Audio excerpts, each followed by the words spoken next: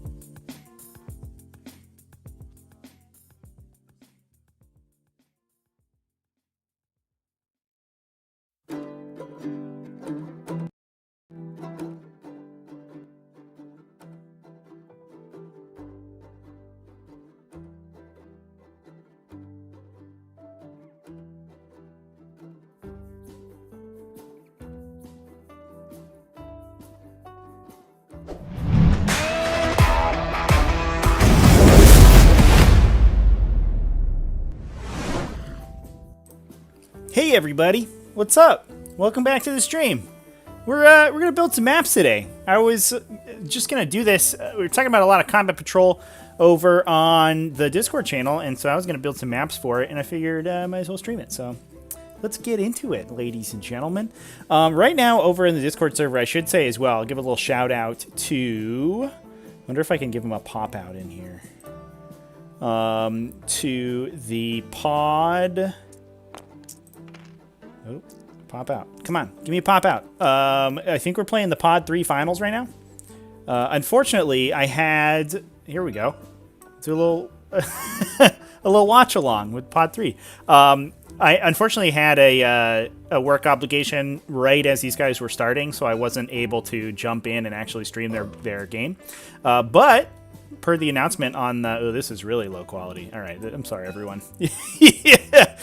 You could just have that going on in the background or whatever, and go check that out. But that's happening concurrently with this stream. And but per the announcement on the Discord that I just put out, we will be streaming, or I will be streaming, the Pod 2 finals on Friday. So that's going to be 3 p.m. Eastern Standard Time. So, yeah, 1,500 hours, and that's going to be a good one. That's Hipster Lawyer, who's put up some results on Season 1, and he's been grinding Orcs Hardcore versus Simon Gotchke, who is his name? I don't know. His name on this thing is Gotchke, but he is playing, he's from Godhammer Gaming, and he's playing Eldari, Mixed Eldari, Yanari, and Craft Worlds, and Harlequins, all three. So very exciting. I'm pumped to stream that game. Haven't really streamed much in 9th edition, and I'm excited to get back on the streaming schedule. Anyway, just a couple notes. Obviously, I have some other obligations that I have to take care of, so I don't know how often I'm going to be able to be streaming games, but I will do it as often as I can get a spot in the schedule. But today, we're going to be talking about some Combat Patrol, I think. We did a lot of talking about Combat Patrol over in the Discord, and there is a link in the Discord, or at least there should be.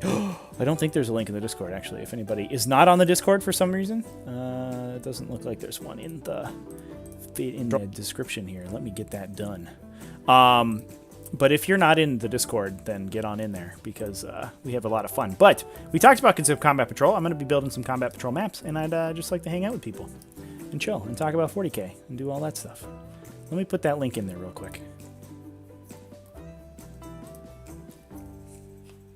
Fortunately, Combat Patrol maps are actually super... There's not a lot going on there, so I think we can bang them all out this evening, which will be good. Because, yeah, we'll just get it done. Give me a link. Give me an invite link to the Discord. Sick.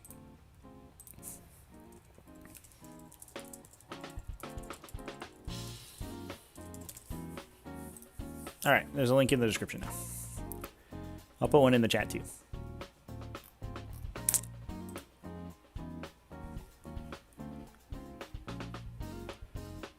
Please don't make noise, chat. We did it. Here we go. Discord link. Kellen Foster. Boom. There it is. Asking in the chat, what do we plan to do with rework secondaries for Combat Patrol? So that's a good question. I banged them out this morning. I had a little while, and I could talk about them. I have the document open right here, so I can show it to you. But I basically just ran through all of them and reworded the ones that I wanted to. So we have, I think we talked about some of these in the public test realm area server, or channel in the server. I don't think there's a lot of playtesting that needs to go on with these, to be honest, because I think they're pretty straightforward. But basically, assassinate and bring it down, or assassinate, I changed to use the same templating as Titan Slayer. So if you kill 2 of your opponent's characters, you get the full 15. I don't think I've ever seen a game with, I think I saw one game with 2 characters in it, and they didn't die, so it didn't matter. So it's both assassinate and bring it down, I think, are going to be difficult to max regardless, and it was just impossible if you only got 3 points for them. So 10 points if you kill one character or vehicle, 15 if you kill 2. I added a clause in bring it down where you get 5 if you kill little stuff, 10 if you kill big stuff. So if you kill little stuff being 10 or less wounds, so if you kill a Star Weaver and a Night Spinner or something, then you can you'll get the full 15, but otherwise you can split it up a little bit. I don't know if dedicated transport spam is any good in Combat Patrol. I doubt it is, but just in case, we get that 5 victory points in there. Thin their ranks, we changed to 1 point for every 2 wounds dealt to basically anything that doesn't count for the other objectives. So non-monster, non-vehicle, non-character. So that would be swarms, beasts, cavalry, bikes, whatever. That means you have to get 30 wounds total to kill to max it, which I think is very difficult. Most Space Marine armies, if I remember correctly, are like 25 wounds besides their characters. So it's if you table somebody, it's probably possible to max it, but it's very difficult. Engage on all fronts. I just bumped up the victory points for it, 3 to 5 instead of 2 to 3. And the line breaker, I think I changed the same way. I didn't change domination. I don't know why that's in here. And then I just rewrote raise the banners high for my own because I'm angry at it. I did a video on rules that don't make sense in 9th edition, and raise the banners high was one of them because it doesn't tell you what to do if you're in range of 2 banners when you perform the action. It just like the game just literally blue screens. So I added that in just because. But those are the changes I think I would be making to the secondaries. And I don't think any of the other ones really need changing. Abhor the Witch is, all of the Warpcraft ones are already terrible. Psychic Ritual is probably better in Combat Patrol than it is in a full game because it's harder to kill a single model trying to do the ritual. But they're all tough to get off, and it's a higher kind of risk reward, so I think it's fine. But that's it. That's what I'm thinking. Gotchki, thanks for hanging out, man. I appreciate you checking in. And if you want to watch the VOD later, that'd be sweet. Noah, is there a designated map size? It is 44 by 30 is the dedicated map size, according to the match play rules, I believe, which is what we're playing on right now. Yeah, 44 by 30, according to the match play rules. So that's what we have. There's a 30. There's a 44. Fortunately, I think, honestly, Combat Patrol, you only need 5-ish pieces of terrain, if they're decently sized, to make the board interesting, or enough to play around. And it feels very tactical compared to a full-scale game of 40k. Whereas, you're sort of trying to finagle these weird angles and, kind of get one over on your opponent in the full game of 40k. But Combat Patrol, because you're only playing squads of 5 models usually, it's a lot easier to hide a whole unit somewhere, and so you can kind of squeak them in, and you're trying to play this chess match game, and actually it's very fun. I also think it's going to be good for streaming because it doesn't take so long. There's not as much downtime in a Combat Patrol game, and we could potentially do best 2 out of 3 matches and stuff like that, which would be sick, because they only take... I don't know how long it takes on TTS. It's probably a little bit longer than real life, although you don't have to set up the map, which is the big thing in real life. So it's probably 40-ish minutes for a Combat Patrol game. So it'd be cool to set up a whole Combat Patrol day where we just play a billion games in one go and stream them all. No, 44 by 30 is the size for Incursion. Yeah, that's what it says. It says, Combat Patrol and Incursion both use the same table size. I guess the intention is that you use the same map size for 1,000 point and 500 point games. It feels a little small for 1,000 points, to be honest. I don't know if I would play 1,000 points on this. It's probably okay. There's probably enough points in sort of non-aggressive units that it doesn't really matter. Shuma's in the chat. What's up, dude? How's it going? Is there more build variety? It's unknown yet. I have a feeling that there will be. I think that because there is the external balance is going to be better, so I think more factions have the opportunity to compete. Not all of them, unfortunately. I think there are some factions that will struggle in Combat Patrol, but I do think internal balance may be an issue. But we'll have to see how it goes. I think Space Marines probably have 5 or 6 different builds that can go, but it doesn't feel to me like Space Marines are any better than something else, like Guard or something. Space Marines get sweet Eradicators, but Guard can bring 2 tank commanders, potentially. But I do think that each faction will have 1 or 2 sort of optimal builds at 500 points. and that will just kind of be where we're at. And I mean, I don't think that's the worst. It's not great, but it's also, if you're talking about real life games, it's also 500 points. So it's not like, you know, if you want variety, you just play a different faction. You know, a list in Combat Patrol is going to cost you like $100, which is fine, I think. Does it lend itself to sideboarding? Do you mean, Shima, do you mean sideboarding like as having a sideboard, or multi-list format? I think it does, for sure. I think it's probably a fine way to go about it.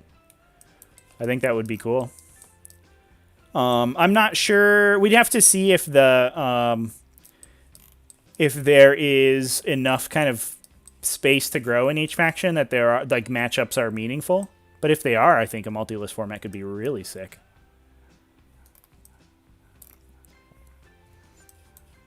I'm so in on whatever.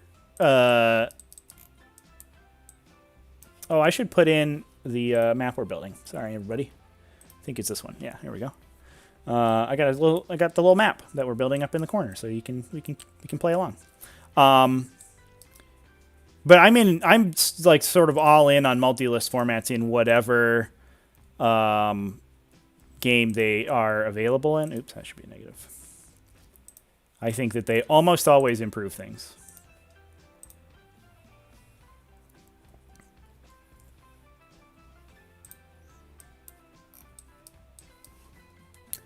Chad, what do you think of my happy playlist right now? I got a happy playlist going on, and because this is a super serial video, and I'm kind of digging it. Oop.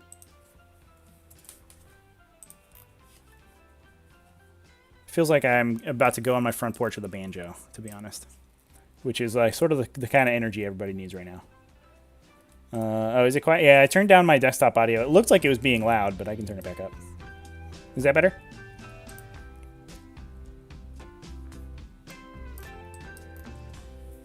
No, I like the list of I like the idea of multi-list format.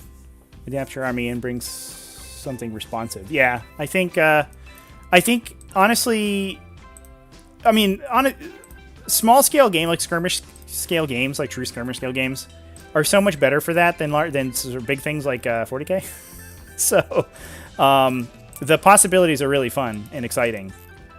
It is, but it does require some play. I mean, the last thing we want to do is add a bunch of complexity for not really any reason.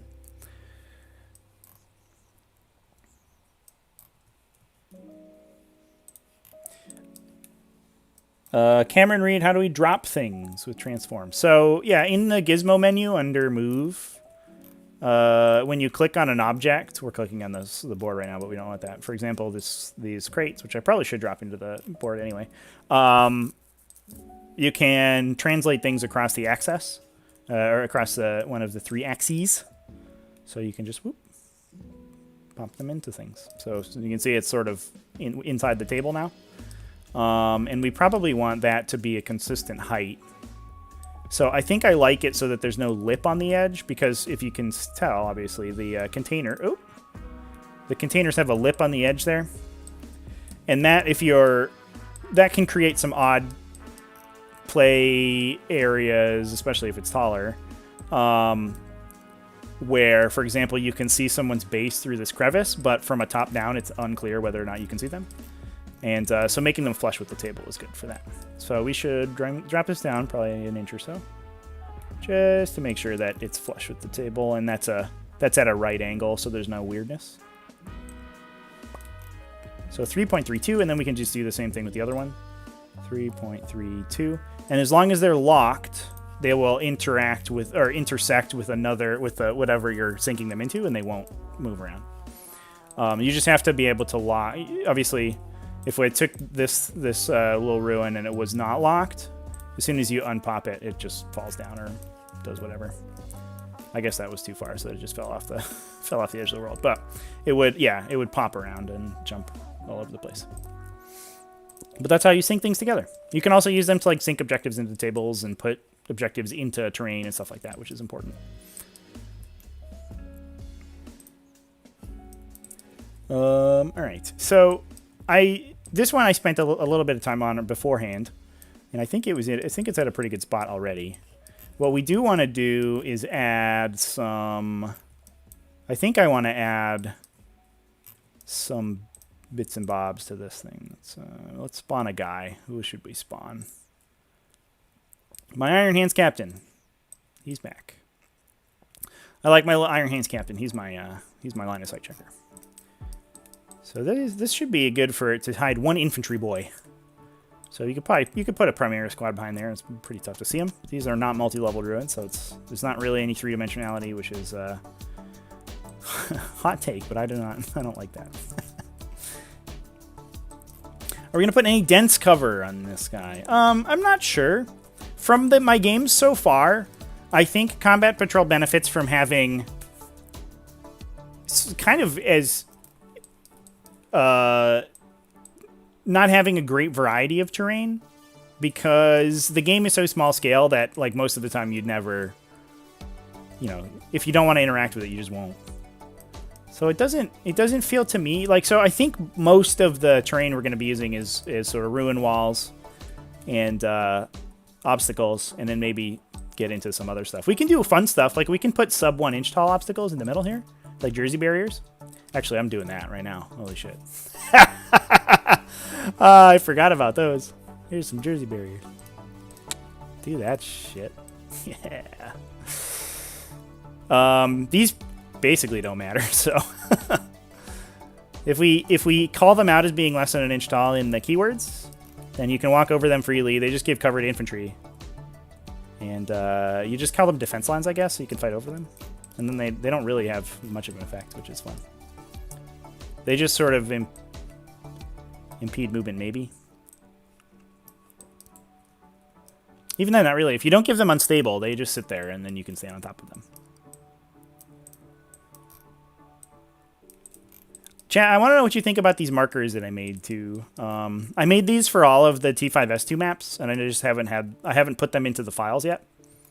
But it's a deployment zone marker and then table quarter markers for every one of the maps. And the games I played on the ones with these ones, but nobody else has them right now. It's just me. Jersey barriers. Should we put some more Jersey barriers? Just on the back here? We could put some idiots in there.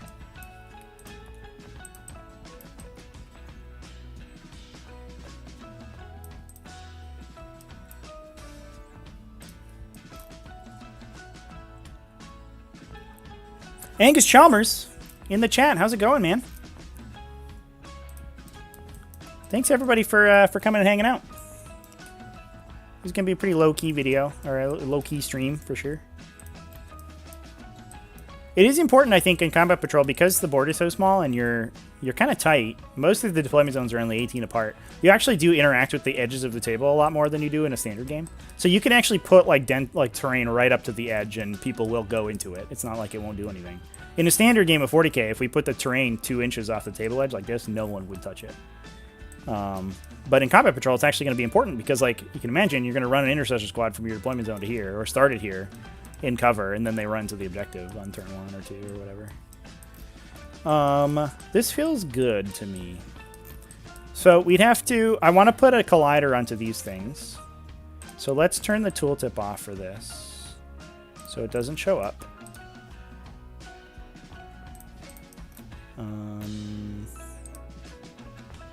And the reason for that is that the way that I've been creating colliders for maps, so all the T5S2, or most of the T5S2 maps have these right now, is that I'm actually I spawn invisible components, and then I'll actually build sort of a facsimile of the terrain. And so the terrain itself is colliderless, you can move through it freely. But because the sort of graphical design of the thing and the actual thing that we want to be represented on the table are often slightly different, I'll build a separate one, essentially, to actually use. So that's what we're going to do here. So basically, I'm just going to take a little brick. I'm going to slurp it out. Should be, 6. I think these are 3-inch segments.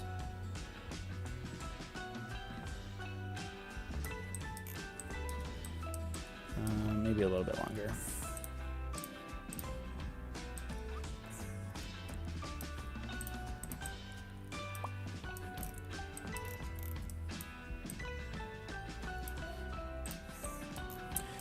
Angus, yeah, I am pretty busy right now. Just you know, it's kind of life getting back to normal, basically. So throughout basically all of the T5 FC Season 1, I was furloughed from my job, or I was part-time, so I was my day job was pretty slow. But now I'm back at it and working full-time, so we're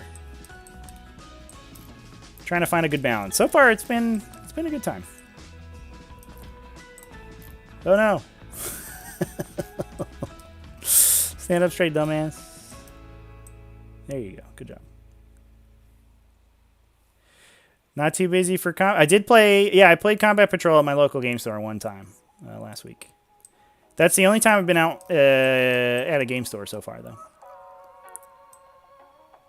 But that's another thing, too, is that I think as people kind of get away from as people sort of move back to a regular schedule. Why did I lock this? It's going to be easier if I unlock it. Copy, give me another one. There we go. Then having Combat Patrol games available is going to be a lot easier because they probably only take 40 minutes. So you can bang one of those out real quickly in an afternoon if you need to. But playing and trying to grind, especially trying to grind games of 9th edition right now is just kind of a long time. Let's lock you in.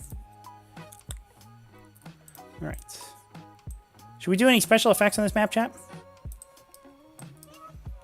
I'm thinking maybe we do some fire, in these crater pieces. I guess we can kind of build out the craters. We could make them like area terrain, like cover or whatever. I don't think it really matters, to be honest. If you just make area terrain that only gives light cover, it doesn't really impact the game state to be very much.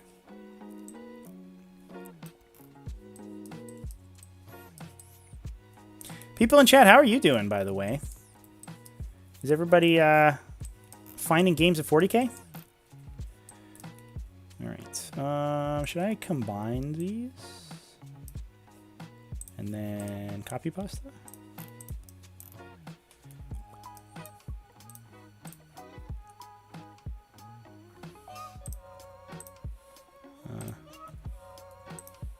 There we go.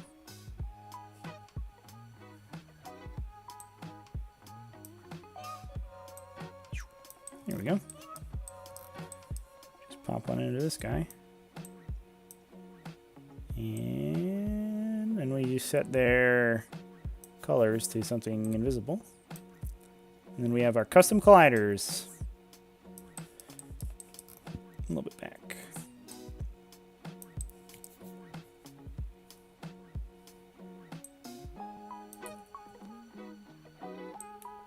So I want to hear people's opinion. Now that we're, what are we? Good 2 months into 9th edition. How are people finding it? Are people enjoying the edition so far? Because I think it's gotten mixed reviews from the community as a whole. I think most people are liking it, but not everybody. I had an interesting... I'm actually going to make a video on this. Probably... I have a Tyranid video that I've been, like, cooking for the last 2 weeks. And I wrote a script for it, and it ended up being, like, 20 pages. So I haven't had a chance to finish it yet. But once I do that, I have another video I want to make about the terrain keywords. Because, like I said, I went to my local game store to play some Combat Patrol. And the local community... was like one of the guys who helped get me into 40k was there. He was playing, and he was like, I hate 9th edition to the point that I don't want to play the game anymore. And I was like, whoa, dude. I was like, why is that? Like, can you tell me more about that? And he's like, I hate the terrain rules. I was like, what? Excuse me? And a lot of people were like that. They were like, these terrain rules are terrible. the system is bad. I hate it all. And I was like, what is going on here? This is crazy, because I thought they were one of the greatest things about the edition. Turns out everyone was playing with just the suggestions that GW uses out of the book, which are fundamentally flawed. And it makes total sense that people wouldn't like those. And I want to make a video about talking about the keywords that I use to build terrain, because I actually think that was not what I wanted to do. I actually think that if you basically, like, we're going to keyword these things here. If you keyword these ruins as obstacles instead of area terrain, it actually, like obscuring obstacles, it actually improves the experience immensely.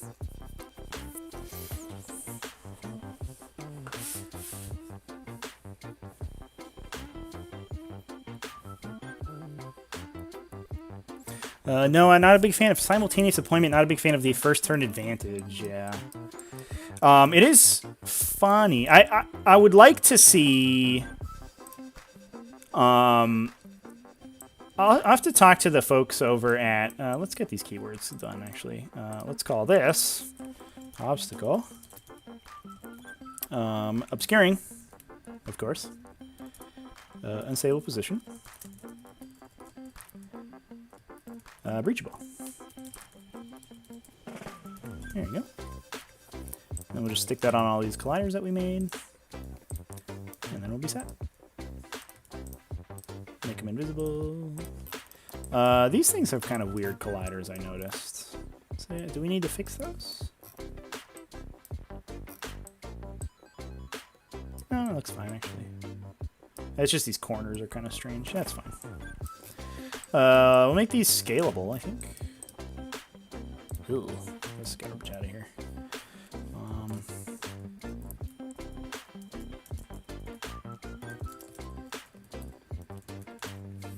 Scalable exposed position.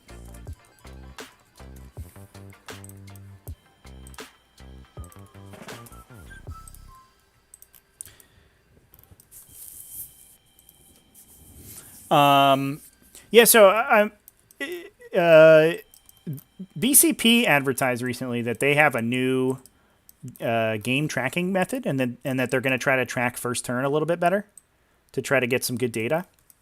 So I'll talk to those guys and see if we can integrate a little bit and get some data on the T5S2 events versus the standard GT stuff. Because I have a feeling that the denser terrain makes that first turn... That was sort of what people were saying. Is that the denser terrain makes that first turn a lot less powerful, because you can't just, like, sort of cream people as hard if you win that roll to go first. Ooh, that's weird. Oh, that's the attachment. Screwing me up. Sorry, attachment.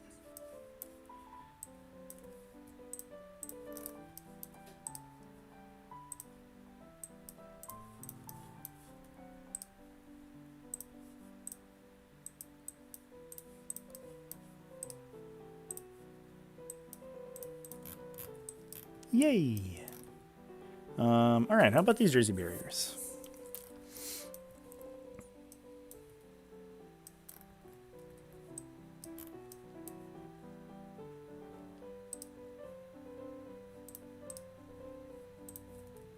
I think I'm going to attach them, assuming they don't freak out. No, okay.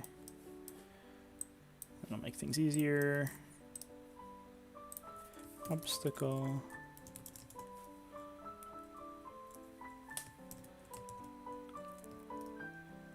Less than 1 inch tall.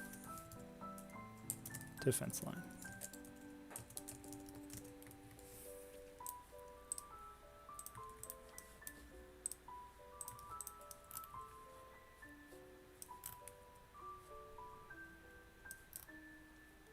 Oh, that didn't get the keywords. I gotta fix that. Sorry, buddy.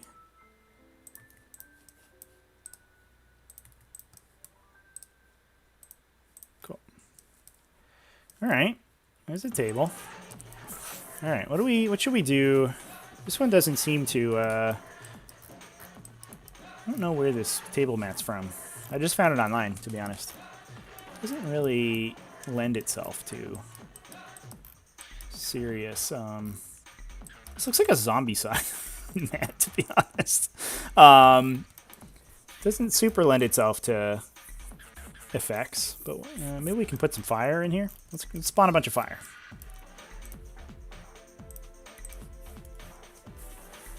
Every fire ever.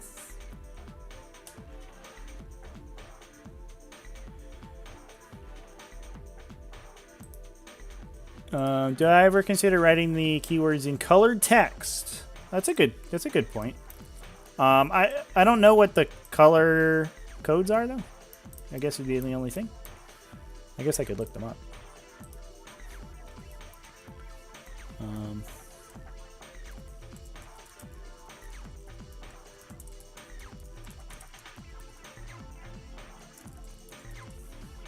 I do want to make sure. Yeah, I guess we could just put the parentheses in a different text.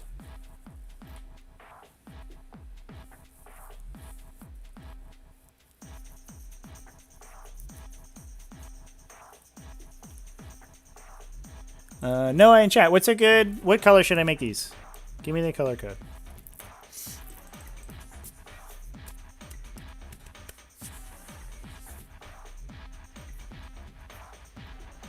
Yeah, I watched somebody playing with the pro tabletop maps, and they had their all their keywords were in the bottom of the tooltip in the tooltip description, and so people could not read them without either hovering for like the 5 seconds or whatever it requires, or just like right clicking and looking at them. And watching the person play it was so painful. I was like, what's going on? Ethan, terrain rules would be easier to understand if they weren't written like Brutus snorted a bunch of coke and then wrote them in a stream of consciousness. Yeah, yeah. You're not wrong.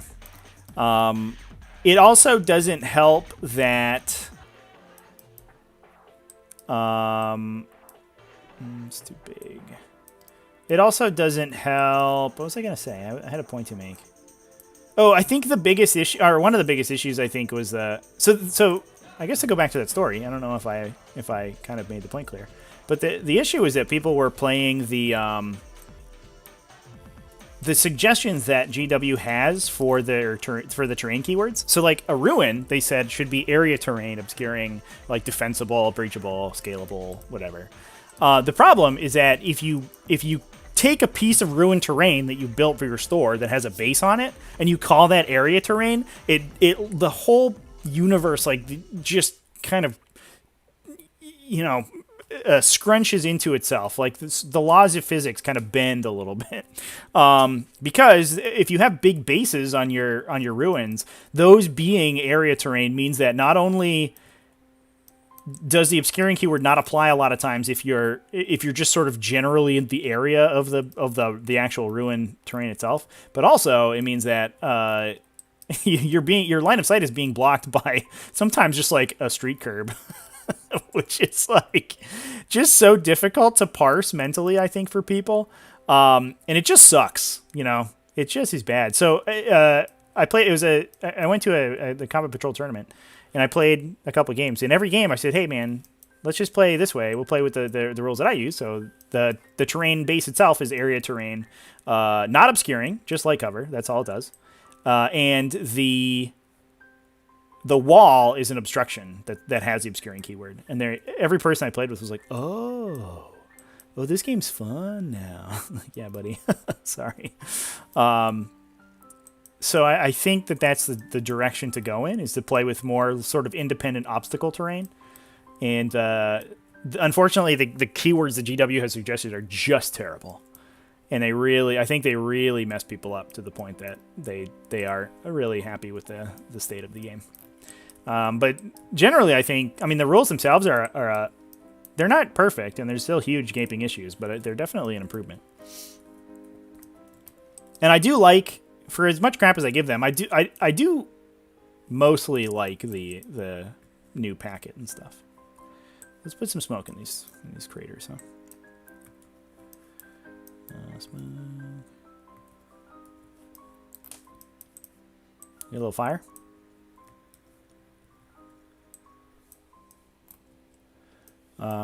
But yeah, I think to Shuma, to your point, making them they're wordy to try to it's weird because it's like they tried to head off people trying to game them by making them wordy, but then the wordier they made them, the more loopholes they introduced, and just made them worse, for people trying to game them. And then the issue is that everyone starts pointing fingers at each other, you know. Like, all these casual players are like, oh, the competitive players are the reason that GW had to make the things wordy. And then complain about it. I guess that's the only point. I don't know. That's unfortunately, toxic casual play is a big. It's a big issue in tabletop gaming in general. That's not something that I think GW can solve.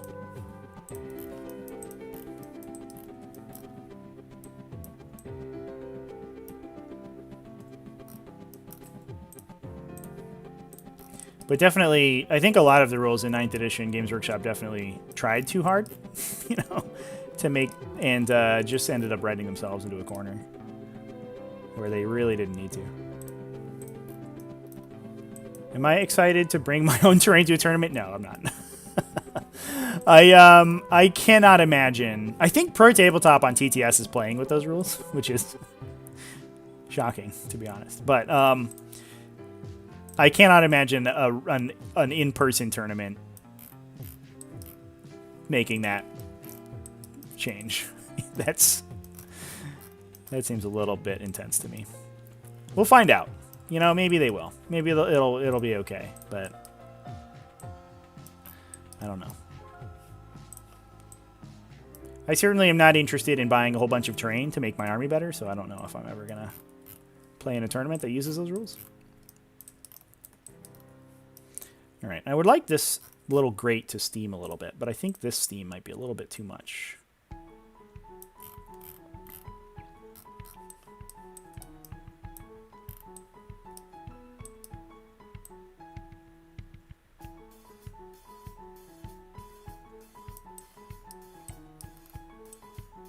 Come on out, steam. Where you at?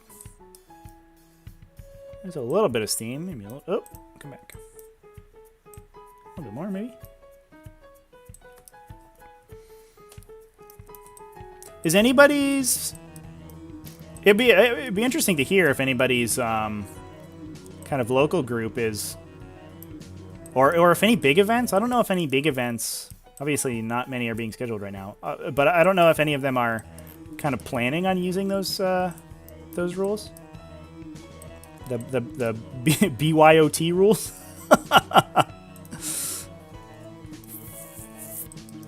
All right, we need lighting on this fire here. Red light. There you go.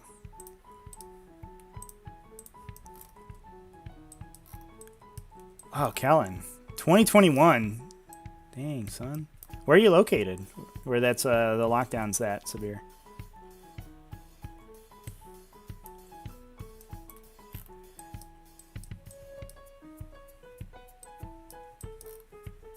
San Diego. Yeah, it makes sense. Is that a statewide thing? Or is your game store just being very cautious? I mean, which is fair. let's be honest.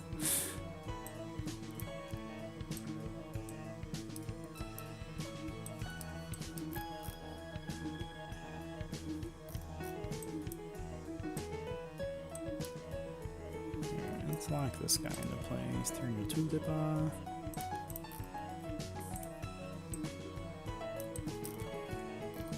Oh, they're just being careful, yeah. Yeah, honestly, I think I'm fairly certain that I caught COVID in March at a game store. It's definitely like sort of the perfect vector to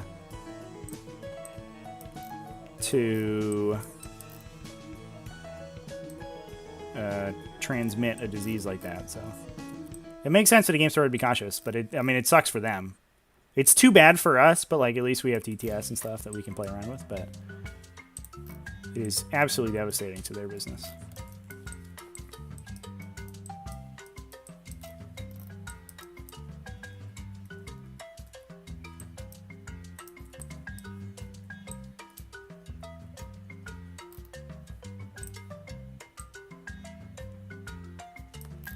Where did this thing just spawn? Must be really far out. There it is. Let's bring it down a little bit so it's Hey, buddy.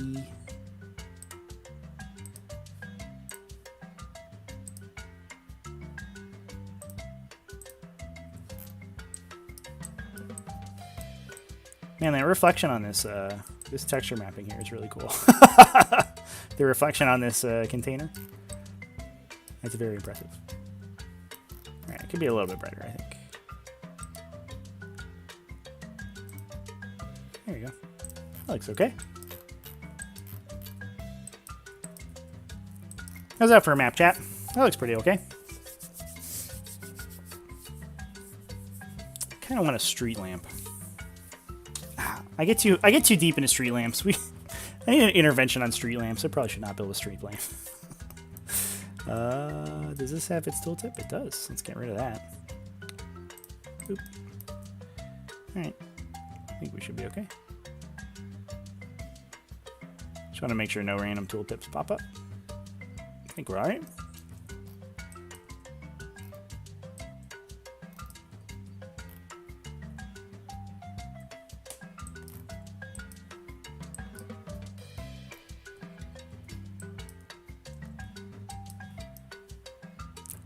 Sick.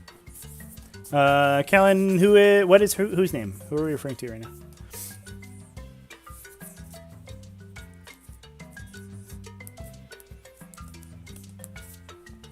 Oh, what's the map's name? It's probably just, what is the name of this mission?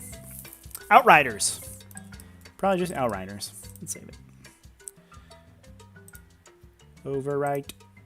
Overwrite. Cool. All right. So let's do it on another one, I guess. Yeah. Chat, which one's next? So we have Encircle and Incisive Attack. Oh, that's my overlay. There they are. Encircle is on the bottom and Incisive Attack is on the top. I just put them on the screen. So it's like a corner. We got a corner deployment and we got a short table edge deployment. This corner deployment one is wild. It's bizarre. The corner deploys and then you get this like zigzag of objectives between the two players. It's very strange. It also means that like there's basically, because you corner deploy out to here, you basically can't escape from your opponent. You're only like 28 inches away from your opponent's, like at the very back of your deployment zone. You're probably only 25 inches away from your opponent's deployment zone. It's like it's like insanity.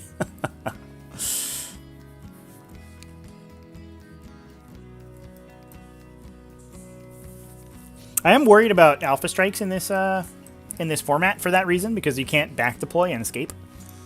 That said, you also don't have like 2,000 points to attack your opponent with, so it's in my experience, at least in the games that I played so far, like killing one vehicle or something is actually really difficult at 500 points. Even with like a whole Space Marine army or whatever. So we'll have to see how it goes. Somebody in the chat was talking, or KTA I think was talking about like 2 Invictor Warsuits being able to forward deploy and charge people, and I was like thinking about it. I'm like, I don't know how much damage 2 Invictor Warsuits actually does charging people. They probably are way scarier shooting you. But if they charge you, they'll kill like one thing together, and then you blow them up, and you're like, all right, well that's your whole army dead. I guess that maybe is more of an indictment of Invictor Warsuits. All right, Kellen says Encircle, so let's do that one next. That is this weird one. All right, cool. I'm in. Let's do it. So let's load up an FTC map base. Go!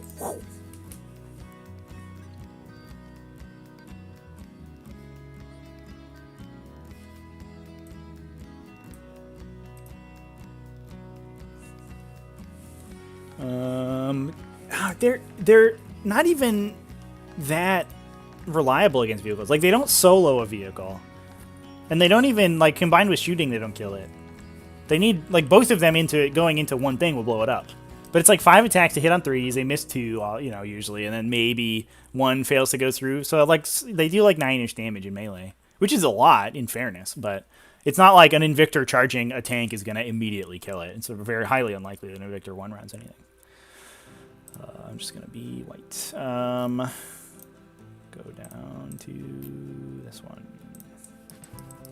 All right. Do we want a theme for this one? It's kind of a little bit more difficult, I think, to do themes for these ones because like I said before, a variety of terrain doesn't feel as important in Combat Patrol. I actually think it's probably deleterious if you have a bunch of different types of terrain. But I do think... but also, the objectives like cover so much of the table that most of your table ends up being objective markers. You know, good like 30% of their table space is just objectives.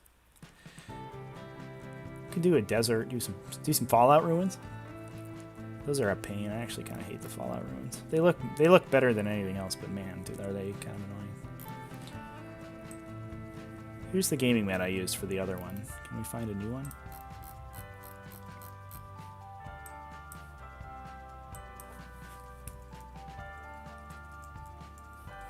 Let's look for a sci-fi gaming mat. Sometimes you get a good texture of them.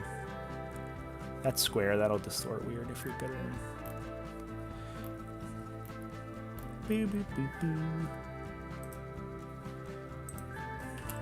boo. With Sally's, yeah, that's fair. The salamander rerolls.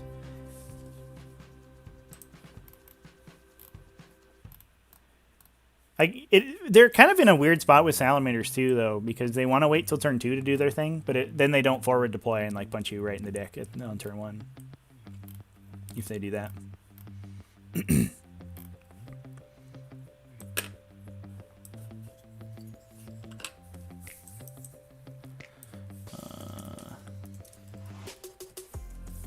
Maybe we'll just do a sort of internal do an analog to Mechanicus Black Site. Paste. No, we're not doing that. Did I not copy it? What have I done? Oh, we have to open it in a new tab. That's why. Mistakes were made. Sorry, chap.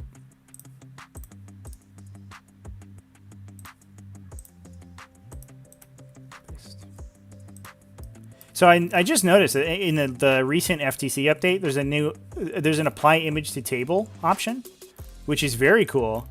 I accidentally made the table look funny, which is sort of awkward, but that means that you can add images to the table and you don't have to spawn weird things over top of them, which is good. This is very dark. I actually kind of hate this. Yeah, let's find something different. I don't think we can brighten it up and make it less bad. Yeah. I don't like that. Stoic work, I mean, make a feudal world. That'd actually be kind of sick, to be honest. I haven't really had a chance to make a feudal one. Maybe we'll do that one for the next one. If you just, I mean, if you add, like, you could do a feudal world, but then add, like, a Space Marine statue into it, right? So, like, tie it in. It doesn't have to be totally feudal. It just has to be, where did my page go? There it is. Let's find a good texture. Oh, oops. This is literally just the Forerunner stuff from Halo, right? I want a dark gray. Something dark gray. Light gray, I think it gets lost with the terrain. Dark gray is good, but without a big watermark on it, because that's gross. I guess we can make light gray things dark gray. It's actually not. Ew, 225 by 225. Can we get to... Thanks, Josh Vaughn. Thanks for your sci-fi textures pin board. Kelly, yeah, that's fair in this case. That if we're doing a rule of one, that double invictors wouldn't work. But the point being that if you have a bunch of forward deployers and then just like blasting you with them immediately is kind of rough. But yeah, that's fair. Is that rule of one would stop the double invictors immediately. I like rule of one because as soon as I went to go start building lists, I was like, oh, immediately 2 Eradicator squads. I was like, all right, we should probably nip this in the bud. It's so small. I hate it. This is too dark. That's gross. It's going to look disgusting. Maybe I should just go find the textures that I use for the other stuff. Kellen, more scared of Pask with a Demolisher cannon? Yeah. I mean, Talarn might be like really brutal, right? Because they just like, they hide one tank in the back until your whatever can kill the tank's dead, and then they get to run around. I do think that tank commanders are really powerful at 500.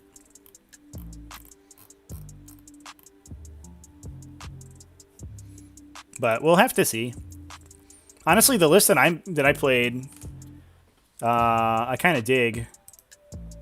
I played a Hive Tyrant, a standard Hive Tyrant, and an Exocrine, and then 20 Termagants. And oh boy, is that Hive Tyrant an absolute god? Usually people have to dump all their shooting into the Exocrine to kill it, and then by that time the Hive Tyrant's like gutted their entire army. Mostly with Resonance Barb, so he can smite Psychic Scream on 4s, and he gets 2d3 Mortal Wounds, which is... Mortal Wounds are really brutal at 500. Especially... that's especially, I think, powerful for like Custodies, which are probably really scary. I don't know. It's interesting to have a new meta. And I think it's interesting at the smaller points level that sort of individual combos are a little bit more important. So like having a Relic and Warlord trade combo that's really powerful on your character is like a lot more impactful at that points level than it is at 2000, and I think that's fun.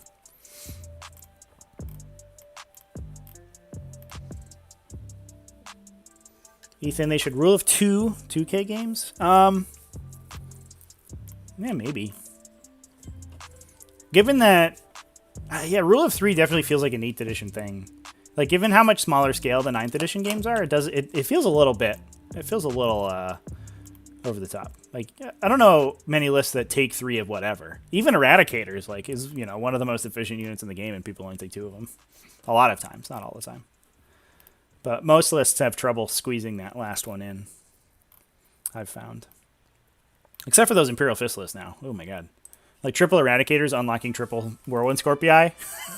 And they're just like, F you, buddy.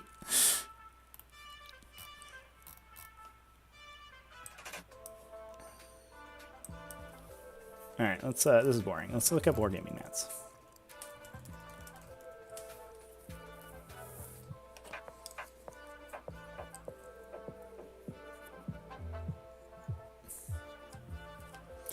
I'm gonna be real, chat. The Doomsday strat is bad. So I think you're doing Necron players a favor. It's even worse now that you don't have like these weird these you know, congregations of characters that sit in the back of the table edge. Like that was the one position where I think that strat was really good. And now it feels just superfluous entirely. Yeah, and your army's just generally smaller, and you're not as incentivized to castle as much incentivized. So a lot of times people just forward deploy a bunch of stuff, and it's more spread out because they don't just put everything into a corner.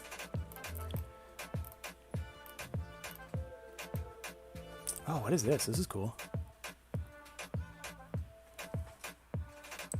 Whoa, that's zany.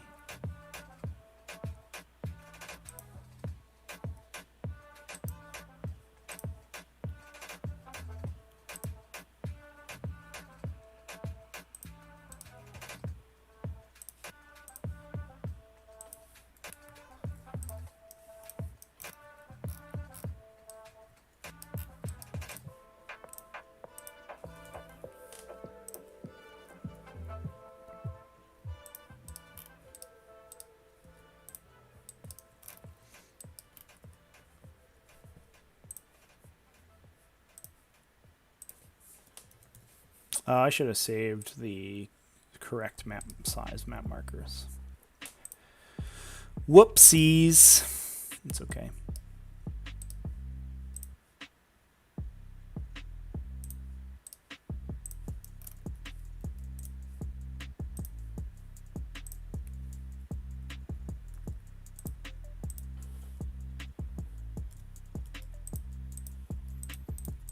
Give me a moment, chat.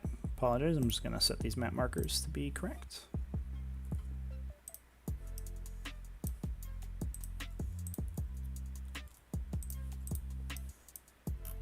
All right. And then this one needs to be, God, what is this? That's 22 plus 6, 28. So it needs to be 14 wide. And then this is 15, 6 from, or 9 from.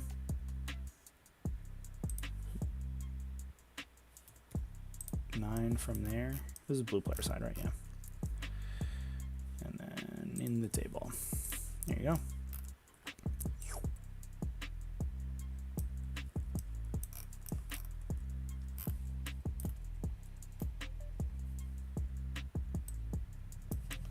Yeah, stuff with it kills smash against hardcore, right? Like that's a big issue with the orc matchup. These are going to end up being 6 inches, right? Oh, we should probably set up which one we're doing.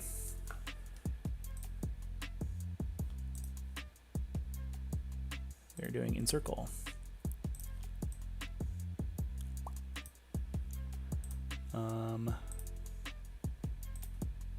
Where's this map at?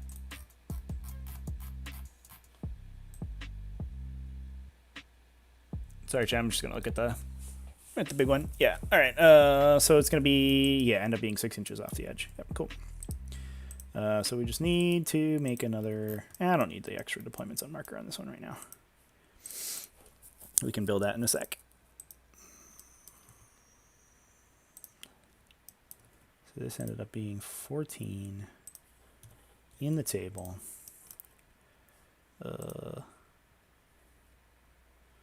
It was plus 9 and over to the edge. Sick. Oh, good. There's our deployment zones. Oh, let's put some markers down.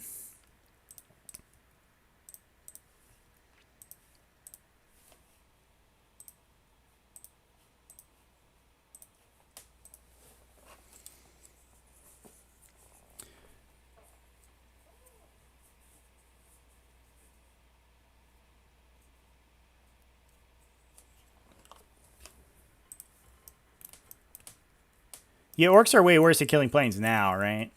They used to be okay, because you would just Dakka them, and one would immediately die. But, I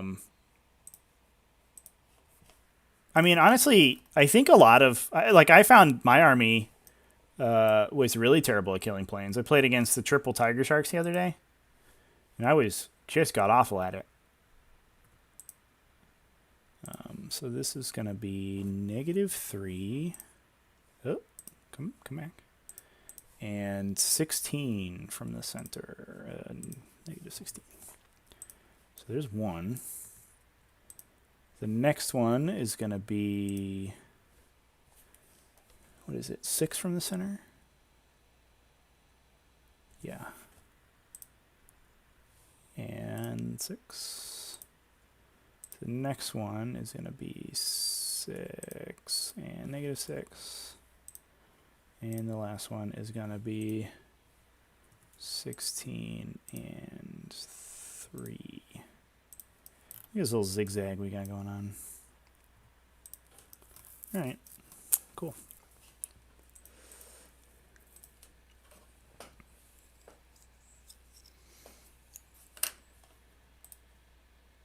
Yeah, so I mean, I'm playing Kronos, right? Kronos Tyrannid. So it's like I'm already I'm wearing on my sleeve that I'm going to be terrible at killing flyers. Any like hit modifier, I just fall over and die. But it felt worse than I had expected, to be honest. But I think I was just unprepared for hit modifiers, to be honest. Because like everybody kind of forgot about them. And I was like, ooh, this actually sucks. I forgot that billion planes is the worst.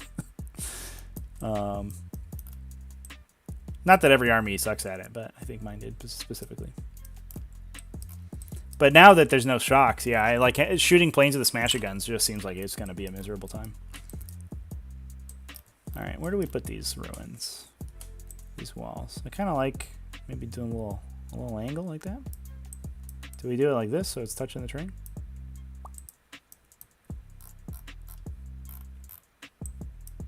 If we cap off the end of the deployment zone like that. Maybe like this. Nah. I like that this is a diagonal. The map's on diagonal, so we can kind of build to that. That's fun. I bet these are kind of messed up on their rotation. Yeah, they are. We can fix that. Sweet.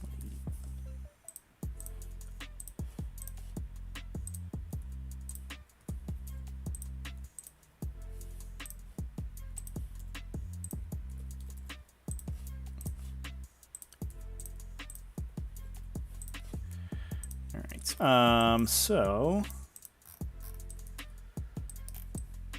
cool. Kellen, currently building a Necron. Let's have 40 points left over. Should we buy a single heavy destroyer? Yeah. I mean, why not?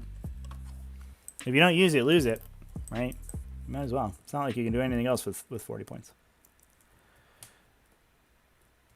What kind of list is it? Is it do you have like infantry that you would want to add? Or is it one like a list where you're taking sort of minimum infantry and you just don't want the hassle? Which is understandable. It is weird in 9th edition that you don't always want to spend all your points now. 60 warriors, 2 DDAs. Oh, so it's 60 warriors, like 3 units of 20. So yeah, you don't really want to... Oh. What detachment is it? Is it a battalion? Could you split the warriors and then just buy more of them? I guess you only get 3 for 40 points, right? They're 11 each? Is that right? So it doesn't really matter. 1 battalion.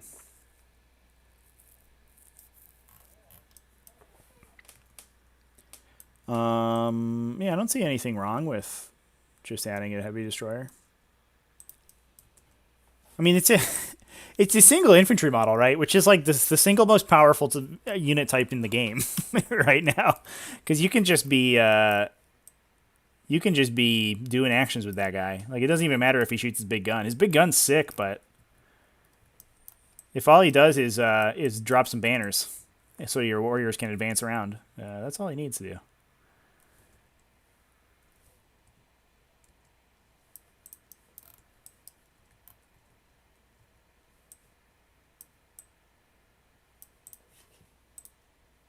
Oh, they're 12 each for the warriors? 240 for 20? Yeah, 12. So, yeah, you would only get 3 if you... Is a heavy destroyer really the cost of 3 warriors? Just buy more heavy destroyers, dude. Those things are amazing. I got at a tournament in January or February maybe. I was playing Grey Knights and I played against Necrons and I went all in to kill his destroyer squad and left it on 1 guy and 1 wound. And then they I think he defensively Veil of Darkness, which was just caught me totally off guard. He's like, all right, I'm just gonna Veil of Darkness him out of here. I was like, excuse me, and put them on his table edge. And then 2 turns later, it was back almost to full, and they came and blew up a Terminator squad. I was so tilted. I was like, oh, destroyers, man, full rerolls every time they shoot too. Just what a brutal unit that is. I can't believe Necron players, Necron armies, dropped them for so long in 8th Ed, because they were so good. The downside is that you'd give up gangbusters every game, but I don't know. You always give up big game hunter anyway, so it doesn't really matter. It's not like you can play to ignore every secondary.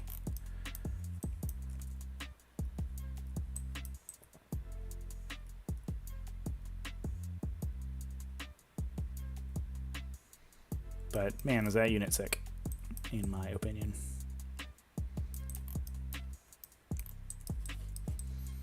I think I want something in this corner. But other than that, this is kind of a fun... These lateral walls, they seem like they would be fun to play with, to be honest.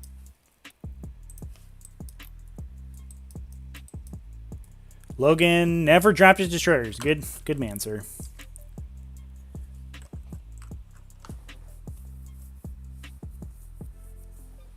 I mean, everything in the game is fragile to focus fire, though, right? Like, but they're keyworded such that they can kind of play around it because they're infantry. So like they're infantry that fly, right? So they can go through any terrain. They don't really care about that. You can veil of darkness them. So it's not like you have to like play aggressively. Maybe we do this.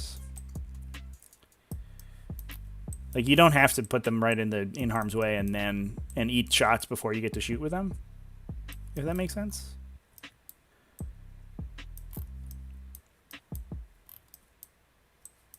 Kind of like these. Maybe we do like that. Maybe these long walls are just a trap. They feel way too big for combat patrol tables. I think they're 12 inches long. 10 inches long. Yeah. But like you never need it. You never need something that large. You're like, I'm gonna hide one vehicle or one monster or one unit of infantry, and like you never need something big to do that. So what did we do? This?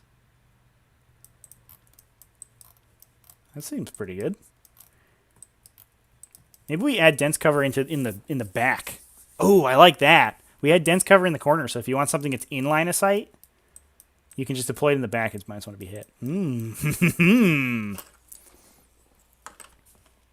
what my playlist has stopped automatically going to the next track. Oh, I'm just at the bottom of it. That's why. That would do it.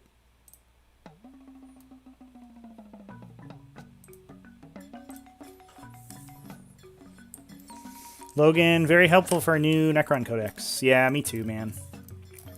I miss being scared of Necrons. I think, in fairness, a lot of my early experience with Necrons... Is this like... Oh, this is just on a weird angle. Was kind of as a kid. And everything is...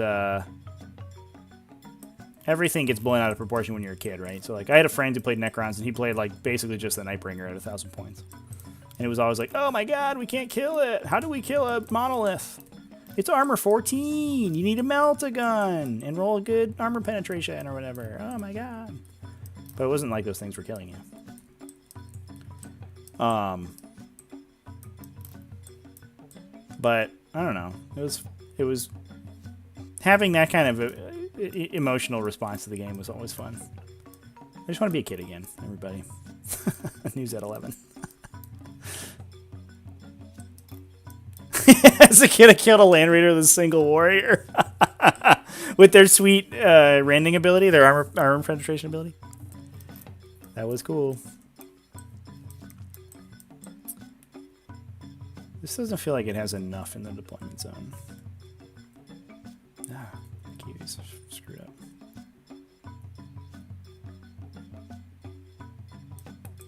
Yeah, maybe it's okay.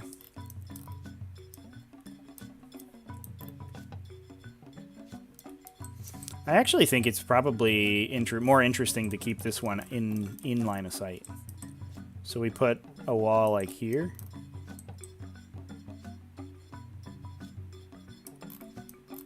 Especially in Combat Patrol, where you don't really have a ton of guns, having your opponent have to make the decisions to kill your models is a little bit more interesting than putting everything in out of line of sight. I think in the full game, you have the shooting to kill all of your opponent's things on all of the objectives if none of them are out of line of sight, but in Combat Patrol, that's certainly not true.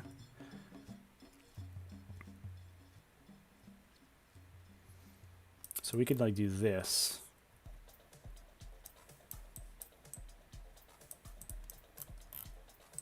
And then put dense cover in the corners. And something in the middle. Like that. That's cool. That lets you kind of deploy on the objective, but if you do so, you're in threat range. Maybe we put light cover on the objective. Some Jersey barriers. Yes.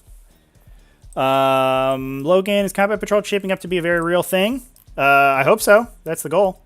I think we're going to make it a real thing. KTA, Kill Team Academy, I think, on the Discord, and I have been chatting up a storm about it, and we're both super excited about it. We're both super into it, and I think we're both kind of committed to making it a thing. So, if anybody is interested in Combat Patrol,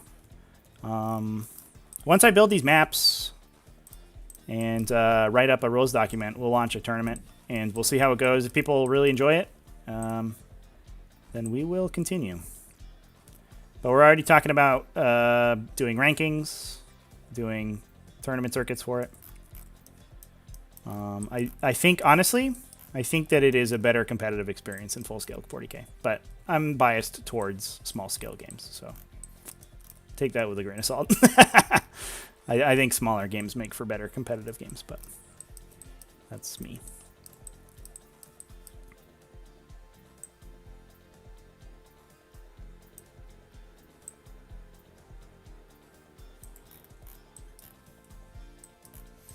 Caroline, do Crypto Thralls lose their Protector's aura if they raise banners? Probably. Oh, no. Only characters lose auras. So if you're not a character, then you're fine. And I don't believe that Crypto Thralls are characters, right? They're just an infantry unit.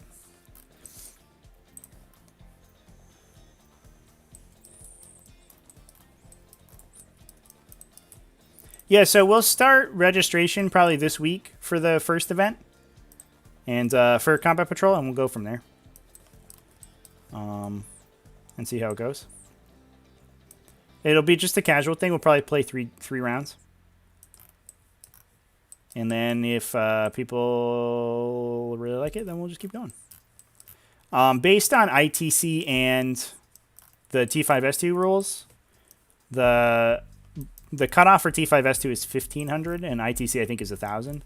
So Combat Patrol is not eligible for those two circuits.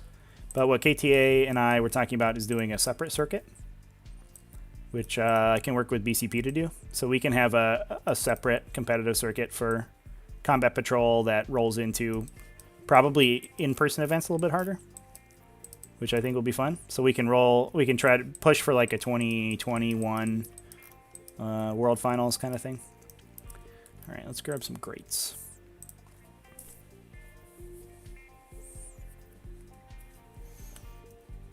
Thomas.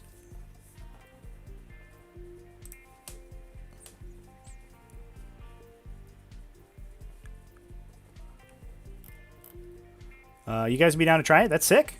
Yeah, we'll there'll be an announcement this week. We'll start a sign up channel in the Discord and get it going from there.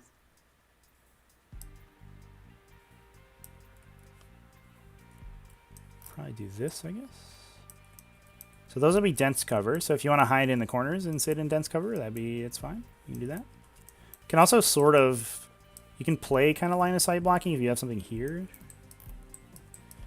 Yeah, I mean, honestly, like, kind of the weird thing about Combat Patrol that I found was, like, how open it feels. Like, I think basically every faction can build a competitive list at 500.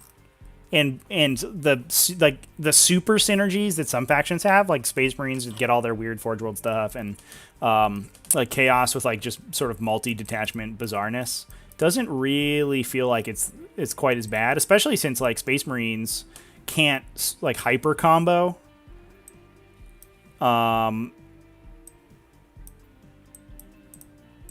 Because they don't have enough points to synergize. So, like, build all their super efficient synergies. They try to build a Space Marine list that has, like, Eradicators and Relic Contemptors at 500 points. You can't do it. So, like, the Salamander effect is not quite as pronounced.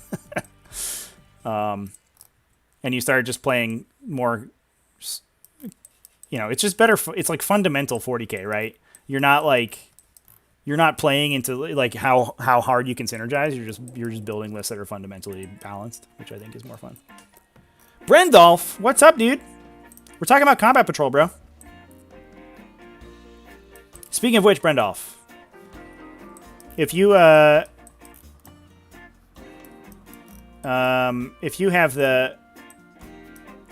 if you're brave enough to venture into the wild outdoors, the way we got here was from Battleground Games running a Combat Patrol, I guess on Wednesdays? Every other Wednesday? And you should come with me and we should play, because I played and I'm hooked now.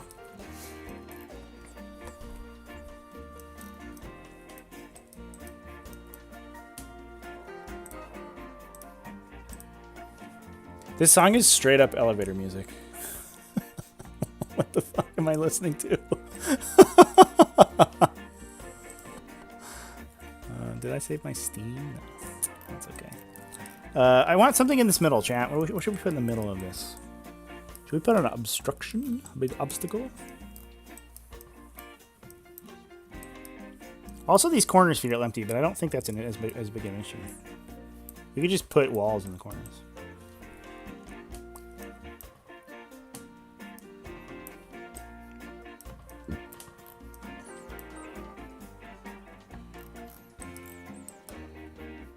Oh, we should put maybe some shipping containers in the center. I'm thinking.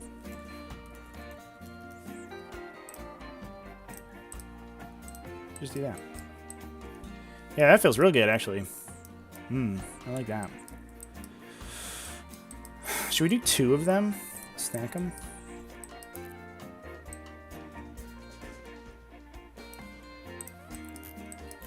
It makes it kind of unscalable. Is that okay, though?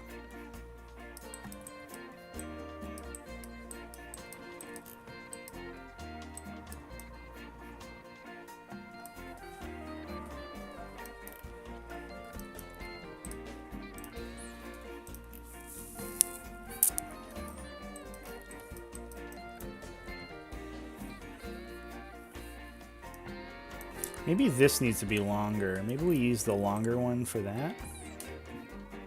Can we do that? Is that okay? Or is that too long?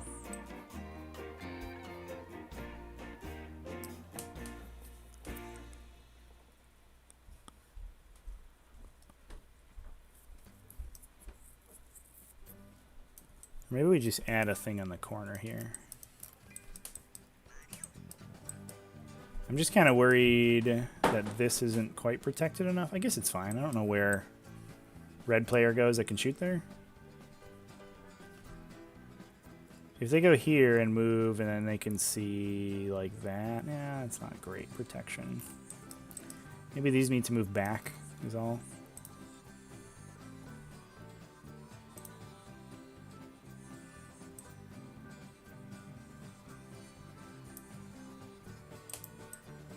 What if we just put them right dead in the middle?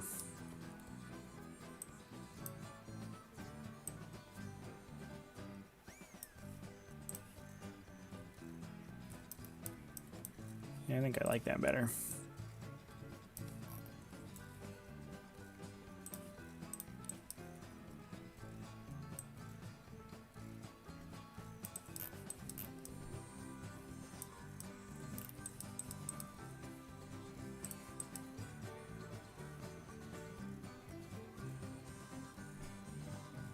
Yeah, so this is, you have this shadow zone here.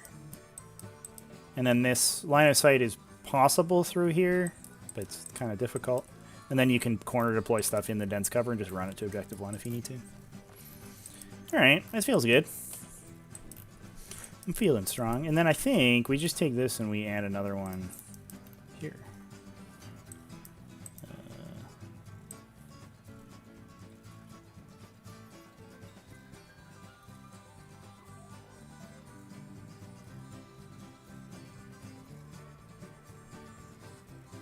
Maybe like that.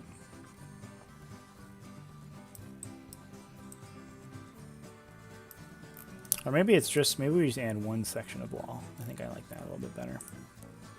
2 feels a little over the top. And that just adds some, like something to play around in the corner, which I think will be good. Oops, that's not what I want to do. 8 from the back. Probably there. Yeah, it's good. Yeah, so right now we're playing around with some maps for Combat Patrol. Basically, it's a format. It's a 40k format. It's 500 points, and you're limited to playing a single patrol detachment. So it's just skirmish level 40k. It has its own set of missions.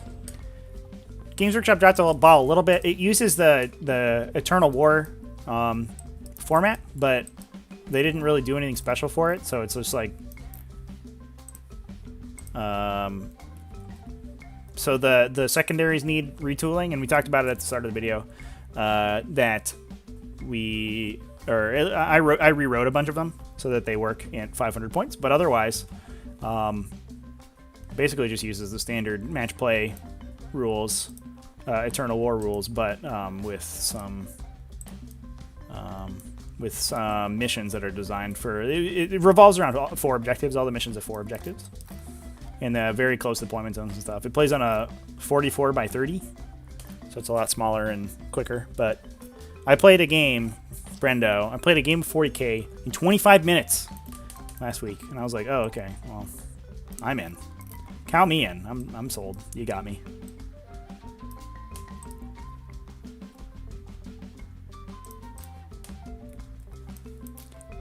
So I'm kind of like don't want to play regular 40k anymore. I'm like all in on Combat Patrol.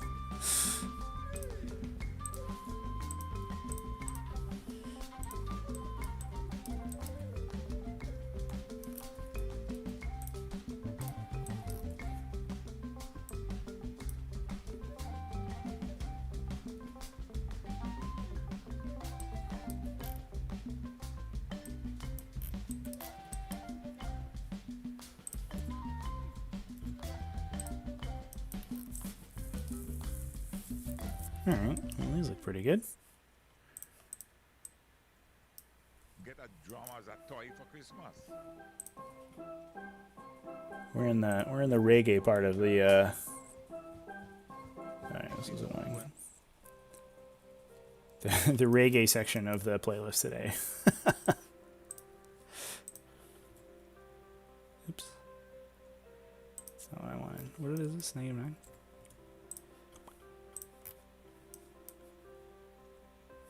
Ah, look at that, glorious. Got some glorious dense cover going on. I think I would like to add some more stuff. If I do, I'm just gonna get bogged down, and I would rather not right now.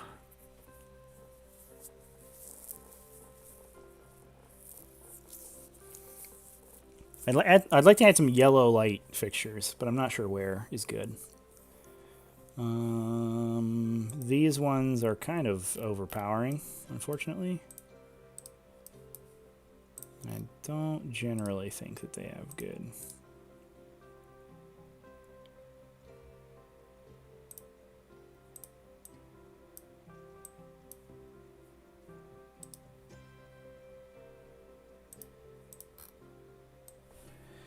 Maybe we could add lights on top of these.